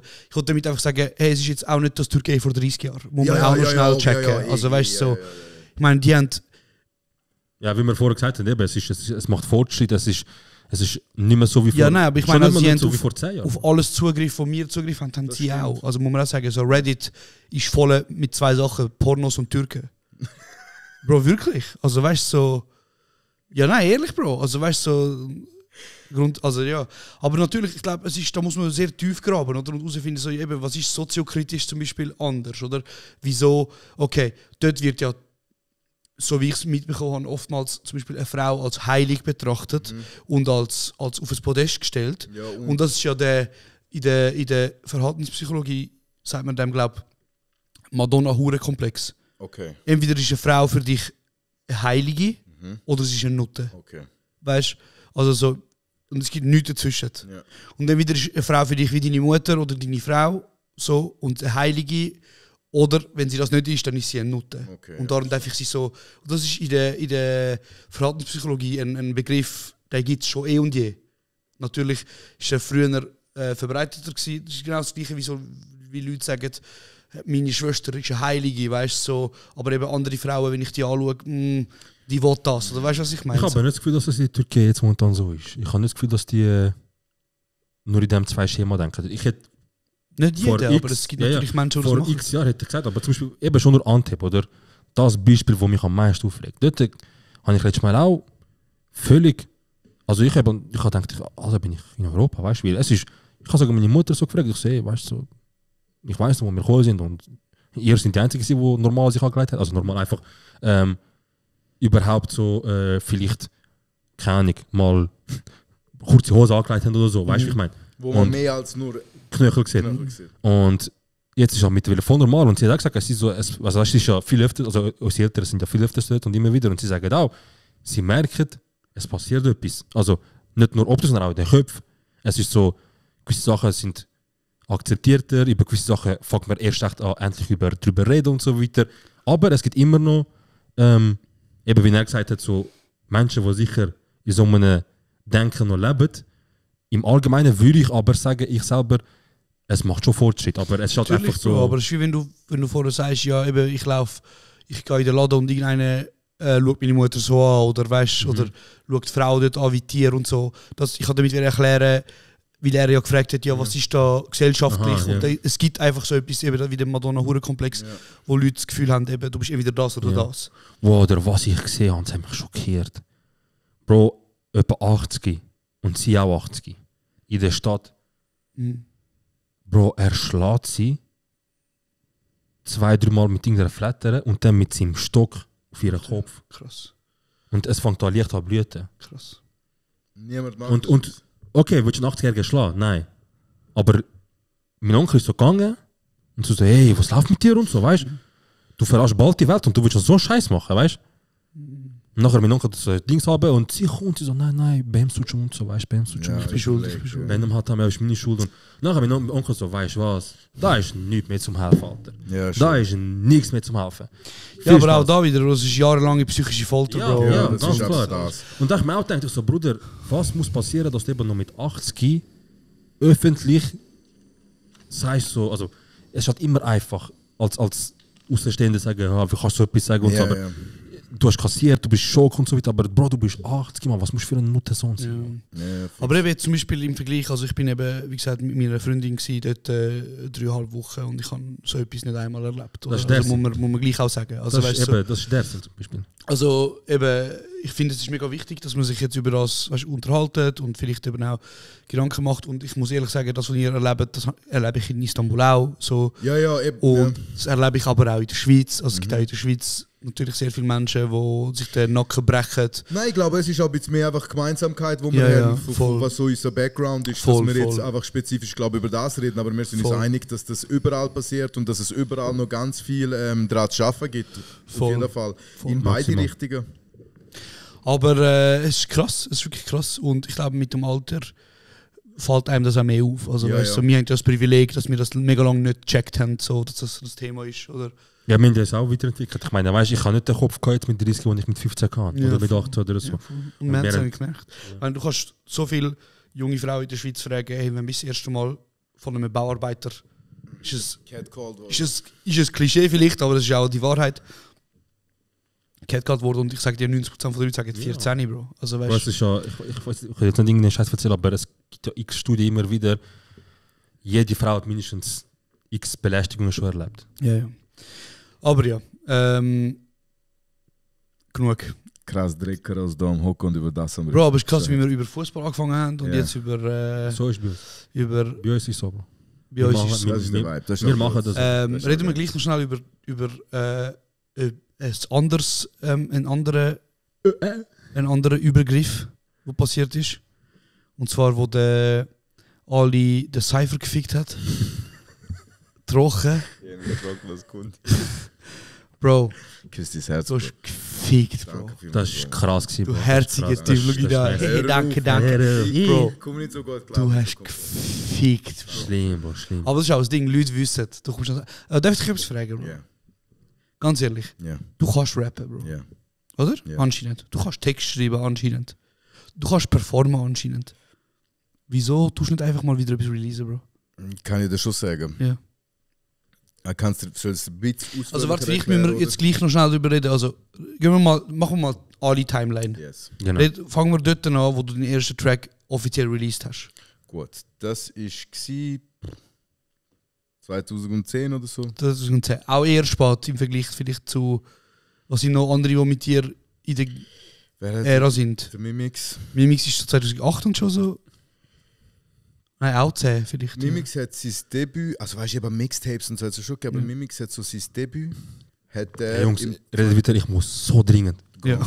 2011. Was war das? Wodka Zombie Rambo Gang? Rambo Gang, ich glaube 2011 oder sogar 2013, Moro. Kann sein, dass 2013. Ah ja, vielleicht so. Aber komm, reden wir von meinem ersten offiziellen Release. So, das war im Fall erst 2015 gewesen. Mit dem Sad und dem LC1 haben wir ein Collabo-Album gemacht. Bis dort bin ich mal da Feature, EP, Mixtape, so mäßig Sachen. Aber das hat noch nicht so ganz Hand und Füße gehabt. Und dann mein Debütalbum ist im 2017 gekommen. 7 Jahre. 7 Jahre. Das ist das mit dem Vater auf dem Cover. Genau, ja, Errol.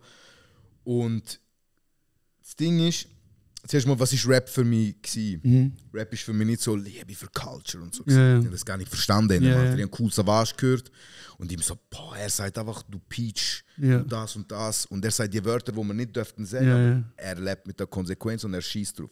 Das hat mich als erstes so mega beeindruckt. Und ich habe ab dort gewusst, look, ich will das werden und nicht anders. Tamam. Irgendwann Rap hat mir einfach etwas gegeben, was ich nie hatte. Anerkennung, Status.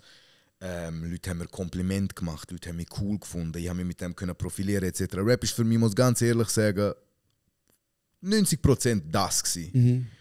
Und es hat natürlich Spaß gemacht, Konzerte spielen, Songs schreiben, aufnehmen etc. etc. Und Bruder, es ist ganz einfach, nachdem ich das Album gemacht habe, das ist für mich so eine Herzensangelegenheit auch gewesen, weil mein Vater am Anfang das recht belächelt hat, was ich mache.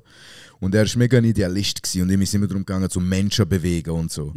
Bis er dann mal angefangen hat, gesehen, so, shit, doppelt so alte Leute wie mein Sohn halten auf der Straße an und lutschen ihm den Schwanz. So, ganz blöd gesagt. Das hat er gesehen und dann hat er gemerkt, okay, shit, er macht ja genau das, was ich ihm immer gesagt habe, soll er machen. Er bewegt Leute, er beeinflusst Deine Waffe ist auch die Musik. Genau. Er ist leider gestorben, bevor ich ein offizielles Release raus kann, und er hat das wie nicht richtig gesehen. So, gell? Und dann ist das wie so der Purpose, den ich hatte, um das zu machen. Das ist so die letzte Ehre, die ich ihm erweisen wollte. Und im Fall ist ja ganz ehrlich, nachdem ich das gemacht habe, war wie Luft draussen gewesen. Ich habe 2 Jahre noch viel Konzerte.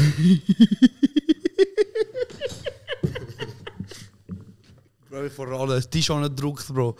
Wie Wurst beim Metzger, Bro. Das ist geil gefunden. Mettwurst, Bruder. Mettwurst, genau. Ja, erzähl weiter, Bro. Auf jeden Fall, es war die Luft draussen. Ich hatte aber gerade ein frisches Album gehabt. Ich bin, blöd gesagt, 1,5 Jahre so Tour gemacht, immer wieder Konzert gespielt. Und dann habe ich einfach gemerkt, so, shit, das macht mir einfach keinen Spaß mehr. Krass. Ja, es hat mir einfach im Fall keinen Spaß mehr gemacht. Krass. Und ich habe gefunden, alle, jetzt hast du 2 Optionen. Also weißt du, es sind auch Anfragen gekommen, gell? Anfragen, von denen ich als junger Rapper noch geträumt habe, Bruder. Krass. Weißt? Und ich bin einfach so gewesen, hey, meine 2 Optionen sind, das zu machen, wir müssen es aber zwingen. Oder einfach auf den Herz hören, Bruder, und es einfach nicht machen, solange es mir keinen Spaß macht. Was wäre denn das gewesen? Was können wir machen? Hey Bruder, einfach... Also weißt du, ich hätte speziell auf Dings, weißt du, so, ich habe ein paar Träume, wenn ich hätte Bruder, es ist schon nur etwas, musst nur etwas sagen. Bro, es ist immer schon ein Traum von jedem gewesen, um bei einem Major zu sein, Bruder. Seit wir gehört haben, dass Savage bei Sony BMG ist, Bruder, haben wir wählen, dass das auf unserer CD steht, verstehst du? Aber das sind Sachen gewesen, auf die ich verzichten konnte, damit ich einfach nicht etwas mache, wo ich nicht zu 100% dahinter stehen kann. Weil ich hätte künstlich Emotionen erzeugen, ich hätte künstlich Spaß erzeugen an dem Ganzen, und das habe ich einfach nicht wollen. Und das hat jetzt wirklich, ich bin einmal im Jahr noch an Cypher gegangen, und das hat mir auch genug gegeben, weil ich wusste, ich gehe und ich ficke dort, weißt, weil dort geht es nur um das. So. Und ich bin nicht, zum Beispiel meine Homies, der Livio und so, hat auch schon einfach nur Singles rausgebracht. Also ich kann das nicht, Bro. Ich kann mich nur auf einem grossen Projekt erzählen. So. Und ich habe gewusst, solange ich nicht ein Album will machen, mache ich einfach nichts, Bro. Nutze den Status aus, Bruder. Da ein bisschen Manipulation, da ein bisschen Manipulation. Und du gehörst zu 041. Und ich gehöre zu 041. Und 041 ist Mimix, Livio, Pablo, Dave, Marasch. Ist das ein Label? Nein, das ist im Fall, das ist schon vorher lustig. Ich Bro. habe heute schon mal mit jemandem über das geredet und das ist so, 041 ist, Bro, ich bin der krasseste Kurer, der jemals in dieser Stadt rumgelaufen ist. Weißt du, was ich meine? Was ist das? Sag? Mit wem hast du geredet? Ah, auf einmal ruhig, hä? Ja, besser. Ja, nein, sag. Besser ist ruhig. Ja. Auf jeden Fall, ich meine, ich bin Kurer, Bro, gell? Aber ich bin gleich 041, weil 041 ist nicht, die kommen aus dieser Stadt, das ist Zufall, blöd gesagt. Wir sind 5-mal zuerst Freunde, eine Gruppe, die Freunde sind und nachher machen wir auch einfach noch Musik zusammen. Das ist und darum funktioniert 041 auch immer noch, darum ist es so nachhaltig und es ist nicht, wir haben 3 Millionen Streams auf einem Song, aber 5 Leute am Konzert. Weißt du, es ist nicht der Style, es ist mega nachhaltig. Real, es gibt nämlich sehr viel, wo das Leute Das ist so, ja. Und das ist jetzt auch gar nicht wertend gemeint gewesen, sondern... Das bin ich. Ist nicht wertend gemeint, aber ja. Ja, hey, Bro, look, ja und das ist 041, Bro. Wir sind einfach Bros, wir lieben uns, wir haben eine geile Zeit, wir sind einfach auch noch hure krass gute Rapper. Und wann ist denn dein offizieller letzter Release gewesen? Single oder? Single ist 2018, habe ich eine Single noch rausgebracht. Okay. Also das letzte, was man von dir hat, ist 2018 einfach. Eigentlich, wenn du so gesehen, ja, wenn du Feature-Parts und so nicht anschaust. Dann, ja. Und denkst du, dass du trotzdem jedes Mal bei diesen Cyphers dabei bist? Ob ich verdient dabei bin? Ob das auch damit zu tun hat, dass der alte Knacker ein guter Kollege ist von dir? Nein, überhaupt nicht. Das ist im Fall, kann ich dir garantieren, weil look, also man sieht ja, wie du abreißt jedes Jahr. Ja, Punkt. Eben. Also für mich ist schon nur das der Grund, wieso es einfach so ein Schwachsinn ist, das zu behaupten. Pablo sagt immer wieder, hey, ich habe halt einfach noch Glück, dass meine Homies halt wirklich auch einfach rappen können. So. Und glaub mir, wäre ich ein Homie von Pablo und ich könnte nicht rappen, Pablo würde mich nicht einladen. Ja, logisch, es geht auch um seine Reputation. Also er würde nicht jemanden rufen, der einfach ihn blamieren wird. Also. Aber ich glaube, über das hat man schon 1000-mal geredet und das müssen wir auch nicht nochmal aufrollen. Aber ich bin Top 5 Cypher-Rapper of all time. Ganz klar. Das kann mir niemand Ganz nehmen. Klar. Und danke aber vielmals, wenn ihr mir auch sagen, dass ihr es geil gefunden habt, weil für mich so gewesen, das ist das erste Jahr gewesen, wo ich überzeugt bin davon, dass ich etwas toppt habe, was ich schon mal gemacht habe und dass es viele Leute richtig geil werden finden. Weil bei mir ist es wirklich so, entweder liebst du mich oder du hasst mich einfach. Es gibt wirklich nichts dazwischen. Du kannst keine Sympathie für mich haben, wenn du mich nicht richtig geil findest. Aber Bro, ich check's trotzdem nicht. Also weißt du so... Warum mich nicht releasen? Wieso du nicht release? Bro, ich bin dran, Bruder, Comeback kommt. Nein, Bro, aber jetzt mal... Bro, ich mach so wie Angelotti und mach Comeback, Bruder. Direkt. Aber das ist doch ist das nicht immer so? Eine Seite ist immer so, eben, wenn die andere aufhört, ist glaube ich problematisch. Wer ist Angelotti? Trainer von Real. Ja, aber hat er nicht etwas mit seinem Surat? Kann gut sein, weil es ist immer so. Er ist immer so, Krass. Ich hatte mal einen Schlaganfall gehabt. So, und wenn er sie ganz aufhört, gibt es Comeback, Bro. Und ich bin schon dran, Bro. Ich mache wieder Musik. Ich muss auch ganz ehrlich sagen, Cypher hat es krank getriggert. Und was Leute über mich gesagt haben und ich wirklich einfach wieder also, so... Weißt, Bro, vielleicht hat es auch gebraucht, weißt du, dass du wieder wie so einen Reiz hast. Wie also, so, ich muss wir reden gleich von einer ganzen Generation von Schweizer Rap-Loser, die nicht wissen, wer da ist. Das ist so. Das ist recht krass. Und das ist einfach wegen Zeit. Das ist einfach das, ja. Ist mir im Fall auch lange nicht aufgefallen. Irgendwann habe ich so gemerkt, so, oh shit. Sogar in Luzern und in Chur wissen gewisse Leute sogar einfach so gar nicht. Und ich meine, Bro, du könntest krass aufräumen, Bro. Ich sage dir ganz ehrlich, will Rap technisch, lyrisch. Ja, lyrisch vor allem. Aber das muss man einfach auch sagen. Ich meine... Fix, Bro. Bro, jeder, wenn mir Gebühr, deswegen sage ich auch, du nicht zum Beispiel Real pauschal haten, wie sie real sind, sondern Bro, es ist so, wie es ist. Verstehen, ja, und das nehmen wir wirklich, wirklich auch zu Herzen. Jetzt ist es einfach so, ich mache momentan auch so ein bisschen Phase durch mit mir selber, ich beschäftige mich krass mit mir selber. Du bist in Therapie? Bin in Therapie und es gibt mir so krass viel. Es gibt mir auch viel, ich lerne ganz viele neue Seiten von mir kennen, die ich jetzt gerne auch mit meinem Rap neu würde zeigen. So. Du hast allgemein in den letzten 5 Jahren einen absoluten Glow-Up gehabt, nicht nur mental. Du hast dich auch mit deinem Körperbefinden auseinandergesetzt. Voll. Du bist gesünder geworden, darf man das so sagen. Du bist ins Sozialleben vielleicht besser geworden. Ich weiß nicht, willst du noch etwas sagen? Hey, fix, ich kann ganz klar sagen, hey, ich bin vor 2 Jahren noch 130 Kilo gewesen, Bro. Ich habe dann eine Training hat stattgefunden Und das hat mich ruiniert. Ich sage immer den Leuten, wenn Leute sagen, wieso hast du abgenommen, wie ist das passiert? Bruder, mach einfach einmal Schluss, Bro. Ich schwör's dir. Mach einfach einmal Schluss. Und es ist wirklich gewesen, vorher hat sich alles nur um meine Beziehung gedreht und nie um mich. Und dann hatte ich das nicht mehr gehabt und dann ist mir nichts anderes übrig geblieben, als einfach mal mit mir selber auseinandersetzen und merken, hey Bro, es ist im Fall nicht so chillig. Du fühlst dich unwohl. Komm, mach mal etwas. Hör mal auf Kiffen zum Beispiel. Trink Wasser. nicht 2,5 Liter Cola am Tag. Voll. Vielleicht nur mal einen halben Liter. Voll. Der Rest Oder vielleicht mal Wasser. Zero oder so. Was Oder so, genau. Fang mal so an. Wirklich, es sind kleine Schritte am Anfang gewesen. Ich muss aber auch ganz klar sagen, Kannst du näher als Michael? sicher, ich muss aber auch ganz klar sagen, dass ich so ein krasses Privileg habe von meinem, also mein Umfeld ist absolut krass. Ich kenne niemanden von meinen Freunden weniger als 20 Jahre.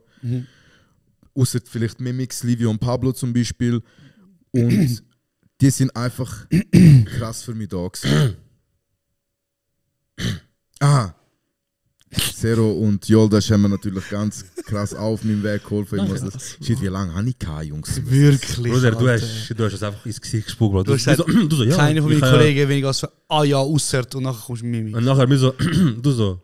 Nein, Nein, ihr habt völlig recht. Es geht wirklich einfach auch spezifisch um den Moment in meinem Leben gegangen. Und dort, das wird mir jetzt wahrscheinlich ultra unangenehm sein, aber der Mimix hat wirklich, der hat Seiten von sich auch gezeigt, die ich noch nicht kennt habe zu dieser Zeit. Und der ist jeden Tag stundenlang für mich da gewesen, sei es nur mit Reden oder Nachfragen etc. Und mich einfach gepusht. Er hat jeden Abend geschaut, dass ich meine Gymtasche packe und vor die Tür tue. Krass. Weil wenn ich jetzt am nächsten Morgen die nicht mitnehme, bin ich ein Peach. Ja. Weißt du? Bro, je mehr Leute, eben so Livio und Pablo, je mehr ich mit ihnen zu tun habe, mit dir auch, je mehr höre ich einfach raus, dass der Onkel, also der Mimix, ein richtig geiler Sicht muss Er sein. ist wirklich. Bro, könnt ihr mir sagen, wenn ihr in den Schwanz im Mund gehabt habt, Josh? So, ganz 041. Wenn wir das gemacht haben, willst du wissen, wenn es passiert ist? Ich kann dir schon sagen, wenn es passiert am Specs Festival. Hat er gut im Ich habe kaputt im Mund genommen.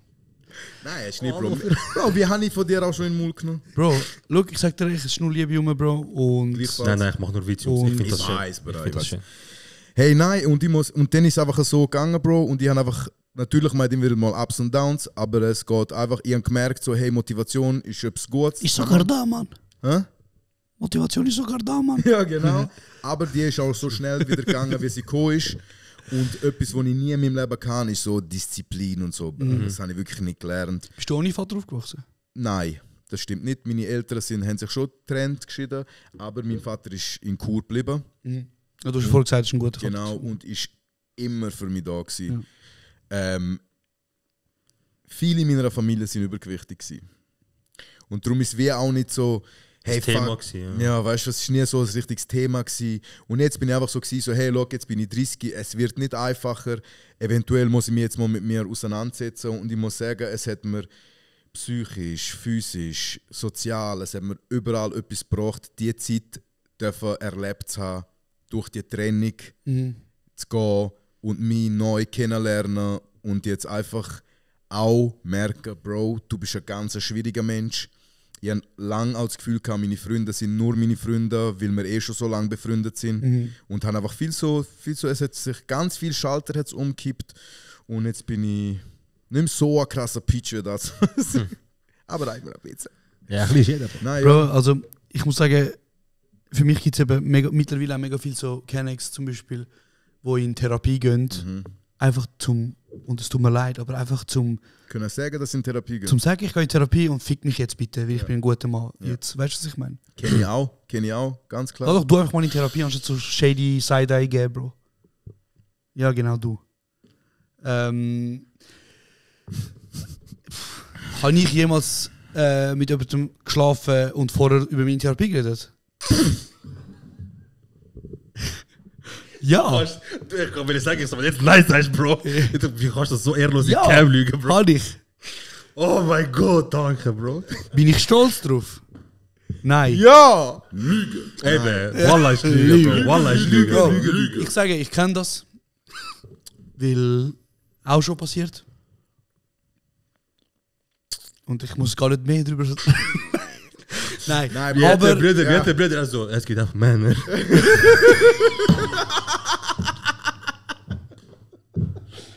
Nein. Also, Nein, Jungs, nein, Bro.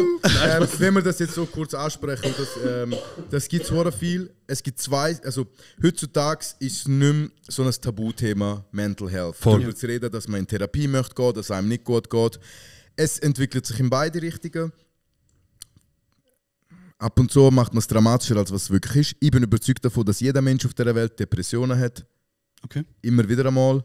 Weißt, es kann eine kleine Episode sein, es kann eine große Bruder, eine schüche Depression-Episode gehabt, Bruder. Aber jetzt ist wieder gut. Lächeln die eine, die Chai. Also, nein, und bei mir ist es aber im Fall wirklich, ich habe mich krass lang davor gesträubt. Weil ich muss auch ehrlich sagen, so in meinem Freundeskreis hat sich auch ein bisschen so die Dynamik ergeben, wo ich ganz viel Schuld daran habe, dass ich einfach der King bin, Bruder. Weißt? Ich bin der große Bruder, ich bin stark.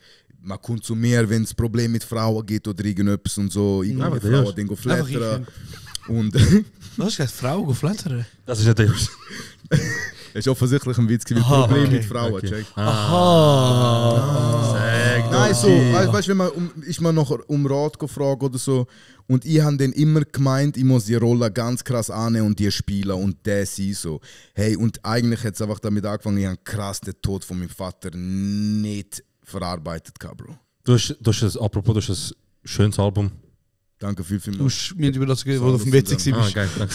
Okay, danke. Aber ja, schönes Album. Danke viel. Bitte, nochmal. Und im Anfang 2023 bin ich dann wirklich gewesen, so, ich habe Panikattacken und so gekriegt, Bro. Ich habe kranke Angststörung entwickelt. Ich habe meiner Mutter eine halbe Stunde versucht anzurufen, wenn sie nicht abgenommen hat, sie ist tot. Meine Schwester nimmt nicht ab, sie ist tot. Krass. Ich gehe heute noch ab und zu die Zimmertüren von meinem Mitbewohner aufmachen und schauen, ob er am Schnaufen ist.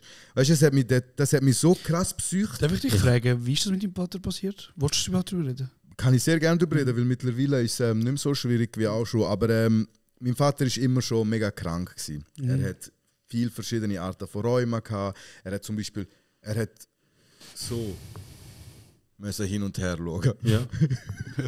Also. Er hat, ich glaube, so die Polster. Was, Bro? Ja, look, mein Vater war immer schon recht ein kranker Mensch, seit ich auf der Welt bin. Und hat viele rheumatische Probleme gehabt, viel Schmerzen gehabt, aber irgendwann hatte er Herzprobleme. Seine 2 von 4 Herzklappen sind befallen gewesen, ausgefallen, hat man austauscht mit künstlichen. Hat es gleich wieder einen Befall gegeben und er hat insgesamt 3 Operationen am Herz gehabt und die letzte hat er im Fall einfach nicht überlebt. Scheiße. Ja. Während der Operation?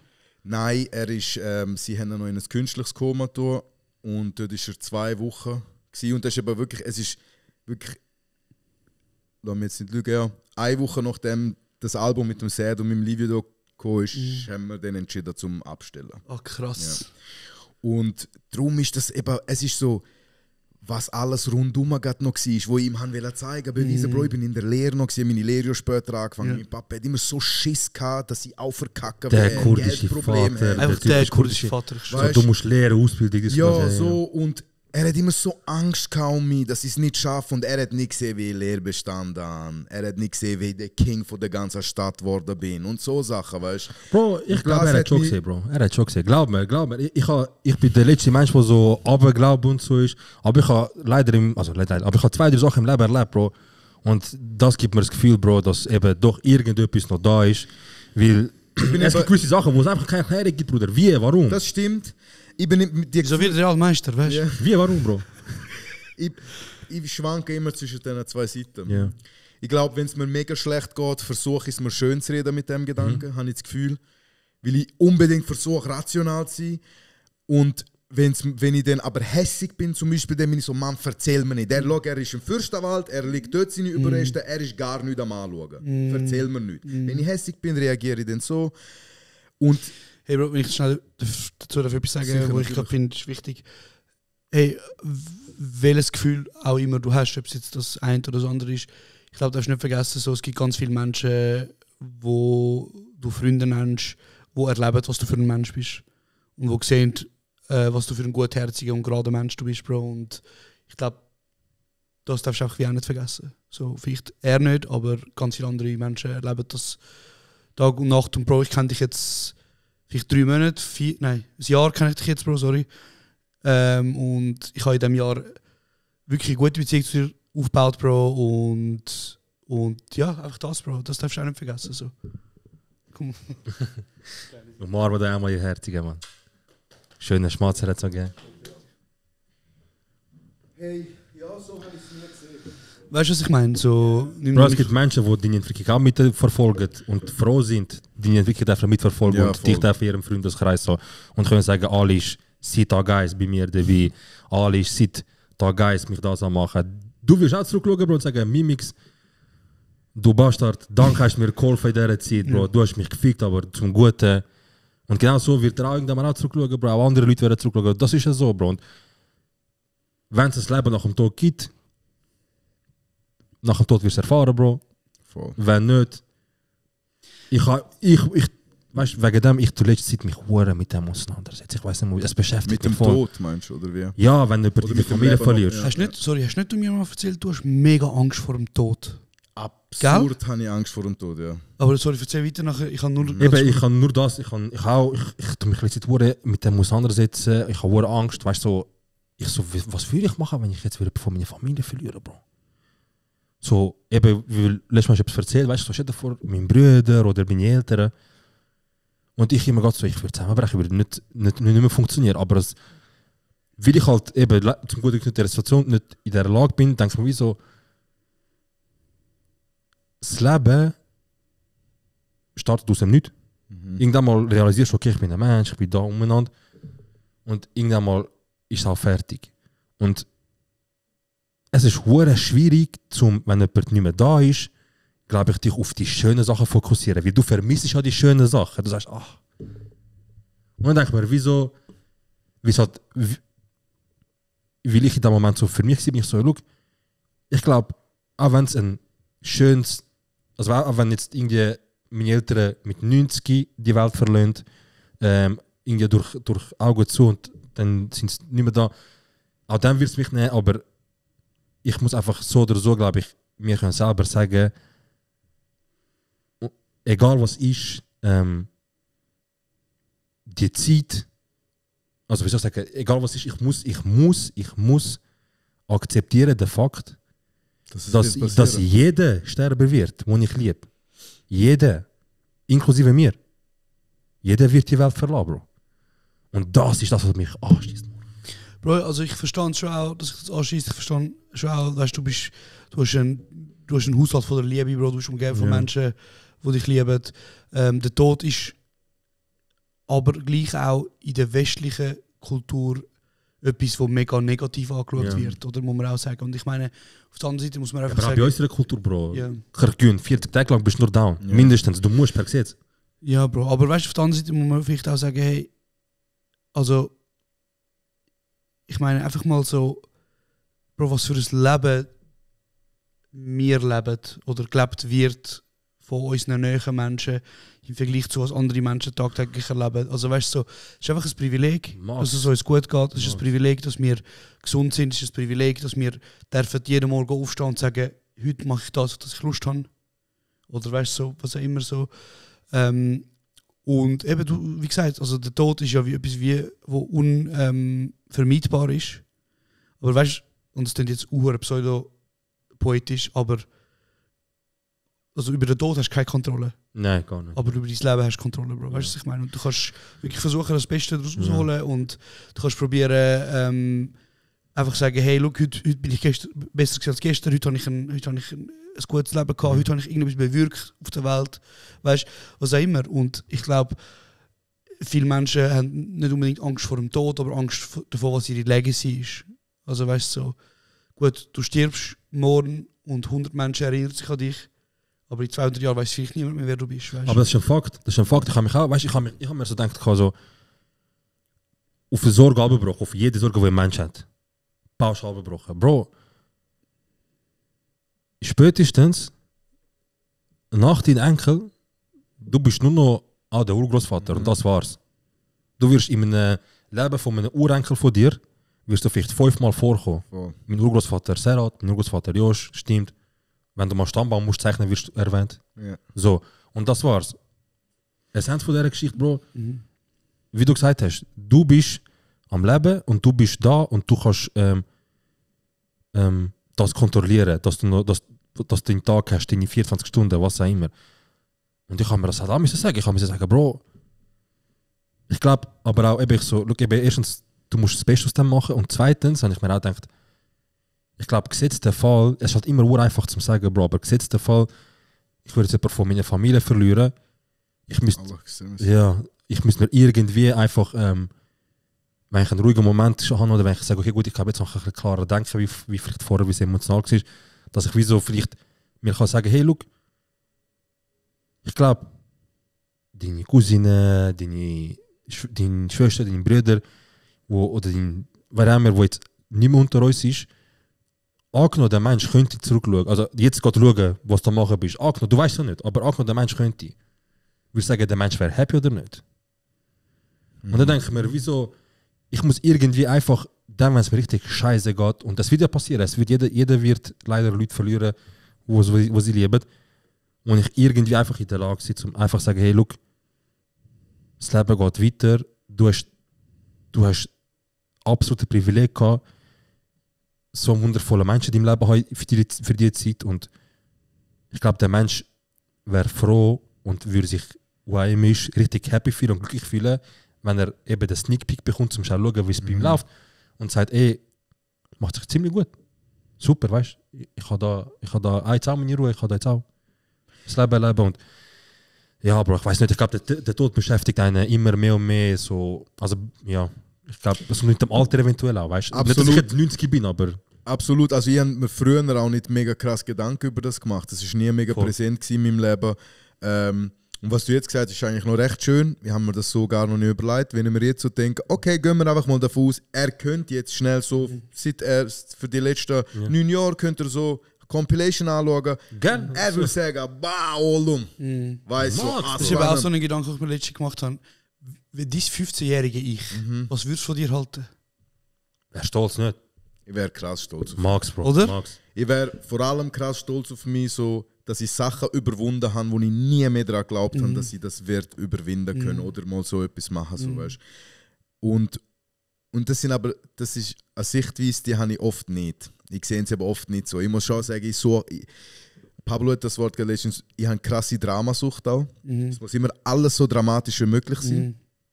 Ich lächle auch danach. Und ich bin... Oft kann ich mich in einer Negativspirale nachher so reinreden. Ja, dass dich noch mehr abmachst. Das ist krass ungesund und ich glaube, es ist einfach wichtig für mich, dass ich das checke, dass ich das Bewusstsein für das entwickle, dass ich so bin, das annehme, dass ich so bin und jetzt schauen, wie ich damit kann umgehen kann. Und hey, ich muss im Fall auch ehrlich sagen, der grösste Schmerz vom Verlust von meinem Vater ist ein sehr krass egoistischer Grund. Das muss ich auch ganz klar sagen. Und das ist noch oft so, habe ich das Gefühl, bei anderen Leuten sind einfach Reue so. Shit, warum habe ich nicht so? Jetzt fühle ich mich schlecht, weil ich das nicht habe. Jetzt bin ich ein Idiot. Warum habe ich... Mein Vater hat mir jeden Tag angerufen, jeden Tag geschrieben, er hat jeden Tag gefragt, gehen wir etwas trinken. Ich habe ihm 9 von 10 Mal Nein gesagt. Oh mein Gott. Baba, ich habe abgemacht mit Kollegen. Verstehst du? Ja, ja. Und nach seinem Tod alter Handy nehmen, die SMS anschauen und die einfach wie ein Stück Scheiße fühlen. Und das ist es. Ich habe in dem Moment niemand mehr gedacht, so, fuck, mein Vater ist weg, ich kann nicht mit ihm reden. Weißt du, ich habe nicht einmal den Effekt so präsent gehabt, recht lang, sondern nur, was habe ich als Sohn nicht richtig gemacht? Warum habe ich ihm nicht mehr geholfen? Er ist krank, er hat gar nicht, weißt du so. Ich habe mir krass die Schuld gegeben an seinem Tod. Obwohl ich offensichtlich nicht schuld an seinem Tod war. Aber und für das hat es im Fall nachher einfach Therapie gebraucht. Bro, du hast Antworten gesucht, Bro. Du hast Antworten gesucht für Sachen. Du sagst, es muss irgendwie einen Grund haben. Irgendjemand muss schuld sein. Genau, ja. Weil du willst auch, dass jemand schuld ist. Ja. Damit du das vielleicht kannst auch auf jemanden projizieren, weißt du? Sei es auch mein Vater selber. Vielleicht ist er selber schuld. Er hat ganz viele Entscheidungen in seinem Leben getroffen, die dann zu Sachen geführt haben. Weißt du, was ich meine? Aber ich musste einfach lernen, dass es nicht meine Schuld ist. Ja. Dass ich nichts dagegen machen konnte. Und auch zu sehen, dass ich nicht immer ein schlechter Sohn war, so zum Beispiel. Und hey, aber das ist, man kommt nicht drum herum, wie du sagst, in der westlichen Welt ist der Tod einfach immer ultra negativ. Ich habe mir nicht eine Sekunde gedacht, so shit, mein Vater hat die letzten 1,5 Jahre krass Angst gehabt, um zu schlafen, weil er Angst hatte, um nicht mehr aufstehen. Ja, er hat sich nicht können bewegen, weil er kranke Schmerzen hatte. Ich habe mir nicht überlegt, dass er vielleicht auch jetzt erlöst ist, weil, mega egoistisch, ich will ihn neu in meinem Leben haben. Weißt, ich will all das gut machen, was ich nicht gut gemacht habe zum Beispiel. So, und das ist eigentlich alles mega egoistisch immer. Und auch der Grund, warum ich Angst habe vor dem Sterben, das habe ich dir, glaube ich, letztes Mal erklärt, so, es ist wirklich FOMO. Bro, Fear of Missing Out. Krass. Wenn ich mir jetzt vorstelle, dass ich morgen tot bin und alle meine Jungs können wieder in Court, Gamer, Ausgang, Mbappé macht den ersten Hattrick. Mbappé macht Hattrick, El Clasico, weißt du? Stell dir vor. Finde ich krass. Dass ich all diese Sachen nicht mehr erleben kann, das ist für mich das, aber was so schlimm weißt, für was mich es macht. ist, Bro? Weißt du, was es ist? Es muss dir auch bewusst sein, du hast es genug schönes Leben, dass du dich darauf freust. Es geht dir genug gut, dass du sagst, ich will das weiter. Und es ist zwar, es klingt nach einem sehr tiefe Messlatte, Bro, aber ich meine zum Beispiel eben, es gibt ganz viele Menschen, und zu denen habe ich mich lange dazu erzählt, mir ist scheißegal gewesen, Bro. Ob ich lebe oder nicht. Mir ist scheißegal gewesen, wirklich so. Ich habe gedacht, ja easy, so bin ich halt da, weißt. Und ich wollte damit sagen so, eben, es klingt jetzt so ein bisschen nach, weißt Bro, es geht dir gut, also, du bist happy, das ist ja nicht, aber ich wollte damit auch sagen so, hey Bro, wenn du unbedingt willst leben und nicht aus einem Evolutionsgrund, wie du sagst, ich muss mich vermehren und es muss mehr geben, sondern einfach, ich will leben, weil das Leben ist schön, Bro, ist etwas super Geiles. Weißt? So habe ich es zum Beispiel auch nie gesehen. Weißt du, was ich meine? Ja, weil es ist zwar eine Angst vor dem... Also darum, ich frage dich einfach mal gerade raus, so, hast du Angst vor dem Sterben oder hast du Angst vor nicht mehr zu leben? Ich habe Angst vor dem nicht mehr zu leben. Eben, und das ist ein Unterschied, Bro. Das stimmt. Das ist wirklich ein Unterschied, das muss dir auch bewusst sein. Weil, ich habe da krasse Sachen am Drop, Alter. Krass, Bro, nein, weil die Frage mit, wer dein 13-jährige ich stolz auf dich, das ist so etwas, das müssen wir euch wirklich mal ganz genau auseinandersetzen, Bro. Ich habe 5 Sekunden angefangen und ich so, nein. Aber Bro, schau jetzt. Ich sag dir jetzt mal ein paar Sachen, Bro. Was in den letzten 1,5 Jahren von meinem Leben passiert ist. Ja. Was? Nicht erzählt worden. Sag, was hast du gesagt? Sag du, ich weiß nicht, ob das wieder... Ihr seid so herzig. Bro, schau nur mal schnell, was in den letzten 1,5 Jahren passiert ist. Bro, ich habe eine Partnerin, mit der weiss ich so, das ist wahrscheinlich jetzt die Frau, mit der ich mein Leben verbringen werde. Ich habe einen Job im SRF, Bro. Was für viele vielleicht so ein bisschen easy ist. Für mich ist es so, ich habe früher gearbeitet, Bro, 9 Stunden am Tag, dass ich nebenbei das machen kann, was ich jetzt beim SRF mache. Ja, viele vergessen, in der Schweiz gibt es nicht so viele Medienhäuser, also wenn du mal in einem schaffst, dann hast du wirklich etwas Gutes. Ich studiere Film. Ich studiere das, was ich, seit ich ein Kind bin, wollte machen. So. Bro, ich habe eine Podcast-Show mit meinem besten Freund. So, das ist Punkt für sich. Und jetzt, Bro, bei uns kommt bald eine Sendung raus auf Pro7, Bro, wo ich früher Fernsehen geschaut habe und gesagt habe, überleg, Bro. Brother, we love to entertain. Bro, überleg, Bro. Überleg. Es ist nur ganz kurz, wo der Trailer droppt, ist ich geschaut, Bro, es ist im Fall Gänsehaut, so nicht. krass Gänsehaut gewesen, Bro. Du weißt nicht, wie lange wir nicht können abwarten, dass endlich droppen. Bro, und jetzt wollte ich dir einfach nur noch sagen, das alles ist in den letzten 1,5 Jahren passiert. Ja. Vor 1,5 Jahren hätte ich mir gesagt, Bro, wenn ich eine von diesen 5 Sachen habe, etwas von diesen 5 Sachen, dann Alhamdulillah, Bro, mein Leben ist schön. Und Bro, und jetzt, ich sage dir ganz ehrlich, Bro, wo ich jetzt in meinem Leben stehe und wo ich vor 1,5 Jahren war, es sind Welten, erstmal das. Und zweitens, Bro, mein 14-jährige Ich, der daheim war, weißt du, der weirde Bub mit den Büchern und mit Legos noch gespielt hat und so Scheiß, Bro. Wenn der könnte sehen, was ich gerade für das Leben habe, Bro, er wäre so fucking stolz. Weißt du, was ich meine? Und das ist halt. Hast du das? Nein, immer noch nicht. Ich schicke dir den. Und ich wollte damit auch sagen, Bro, das ist einfach so fucking ein Ehr. Das ist so fucking krass. Man muss sich einfach mal bewusst sein, Bro. Ja, ich stehe am Morgen auf, ich denke, ich kann Anschiss heute. Schießt mich an. Aber gleich, Bro, wo ich vor 1,5 Jahren war, wo ich jetzt heute bin. Das ist krass. Es ist wirklich, ich weiß nicht, warum ich so bin. Vielleicht bin ich einfach so gestrickt, dass ich immer zuerst. Ich bin mega kritisch immer gegenüber allem. So. Und ich hinterfrage Sachen immer. Und ich gehe aber immer, hey Bro, wo ich 13 war, habe ich der krasseste Rapper aus meiner Stadt werden. Ja, schau jetzt. Bro, ich wollte Einfach du und Die Gima. grossen auf... Das ist super Schweizer. Gehst du ab und zu? Hey, wir sehen uns selten, aber immer wieder mal. Er wohnt auch nicht ganz zu Chur, so in Haldenstein, so Er wohnt dort beim Altersheim. Er hat Weißt du wo? Kurcreme für sich, Bro. Bro, er wohnt dort beim betreuten Wohnen, weißt du was? Ja. Er ist doch der, der von Bär aufgenommen wurde, als ihr Sohn. Nein, sorry. Ich weiss noch, 2008, 2009 das erste Mal am Frauenfeld, gell? Also klar, ich bin dort auch schon 16 oder so. Aber gerade so langsam erst am Aufkommen. Und ich stand dort und The Game und so, Jay-Z, alle die dort, gell? Und meine Jungs, meine Freunde, alle haben gesagt, Pabra, du. Du in 10 Jahren, Bro, überleg. Und ich so sagen, Jungs, wir reden keinen Scheiß, das ist Champions League. Ja. Wie soll die Champions League von Kreisliga kommen? Ja. weißt du? Schau jetzt, Bro. Ja, Bro. Weißt du, das habe ich zum Beispiel, das macht mir jetzt auch gerade Aber mega das meine ich, Freude. Bro. Das meine ich, Bro. Und natürlich, jetzt ist alles anders und jetzt hast du viel mehr Möglichkeiten und machen und tun, Bro. Aber weißt du, Bro, das hast du nicht vergessen, es war ein fucking Hustle gewesen. Und weißt du, zu all dem, Bro, kommst du auch noch von einer Zeit, du hast vorher schön gesagt, es ist mir eindrücklich gekommen. Du bist von einem Haushalt gekommen, wo Zucker ins Wasser da hat, damit du auch mal ein süßes Getränk hast. Weißt du so. Und Bro, ich meine, ich weiß nicht, ob du mal willst, aber eins bin ich mir ganz sicher, und zwar, deine Kinder werden das anders leben als du. Das hat damit so, was deine Eltern für dich gemacht haben, das hat damit so, was du gemacht hast. Und Bro, wir sind jetzt einfach, wir drei sind Schweizer, wir drei wissen, wie das in dem Land läuft, wir drei können Perspektiven bieten und wir drei sind das Produkt von Eltern, die alles gegeben haben. Wow. Voilà, schön hast du gesagt, Bro. Oder? Ja, absolut. Ja, Mann. Das sind Facts. Das ist ein schönes Gespräch, Mann. Ist sehr ein schönes Gespräch, ja. Zuerst habe ich gemeint, so, es wird so ein geiles Kanaka-Gespräch, wo wir über alles Behinderte lachen und so. Oh, sorry, behindert gesagt. Aber ich finde es mega geil, hat sich das daraus entwickelt.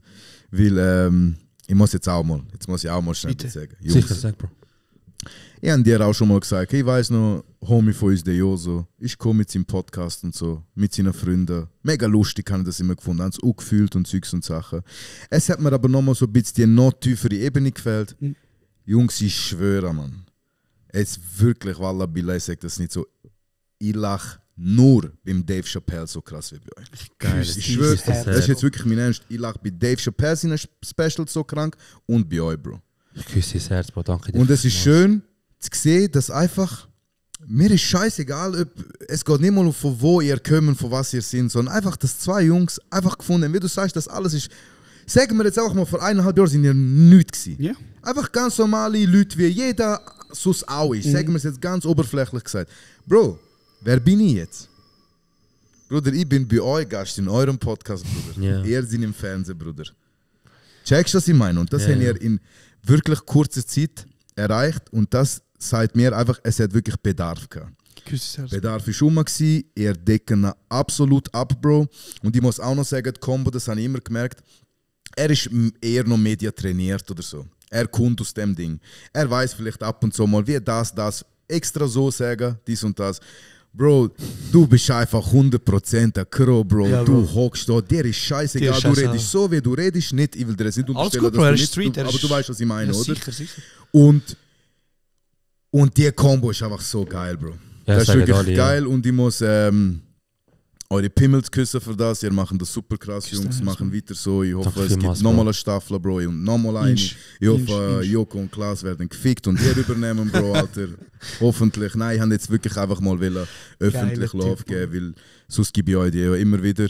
Aber ich werde nie vergessen, wo ich das erste Mal den Podcast gehört habe, bin ich so, fuck, das sind einfach Kollegen von mir. Wir haben uns noch nicht kennt, so. Ja, weißt du richtig. Geil, Mann. Ja, Mann. Danke dir vielmals. Hey, shit, es ist wirklich ein sehr schönes Gespräch gewesen. Es ist ein sehr, es sind sehr viele Themen gewesen. Schon wir haben viel, ja. über sehr viele Sachen geredet. Real Madrid, Vergewaltigung. Wirklich, Bro. Zwangsehen, dann Leben mit Tod, wie kommst du mit dem klar, wie verarbeitest du das? Dann haben wir auch sehr viel über dich privat noch und Sachen erfahren, die wir nicht gewusst haben.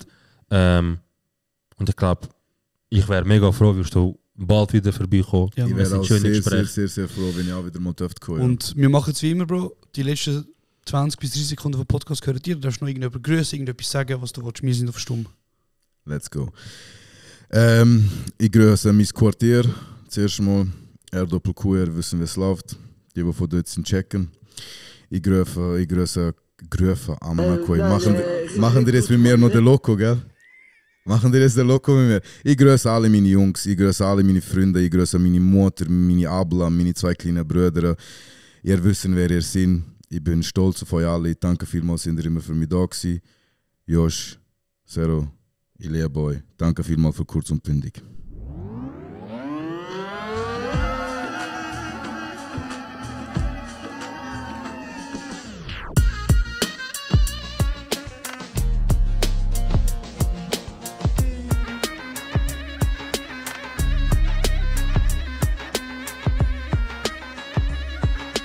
Das ist kurz und bündig.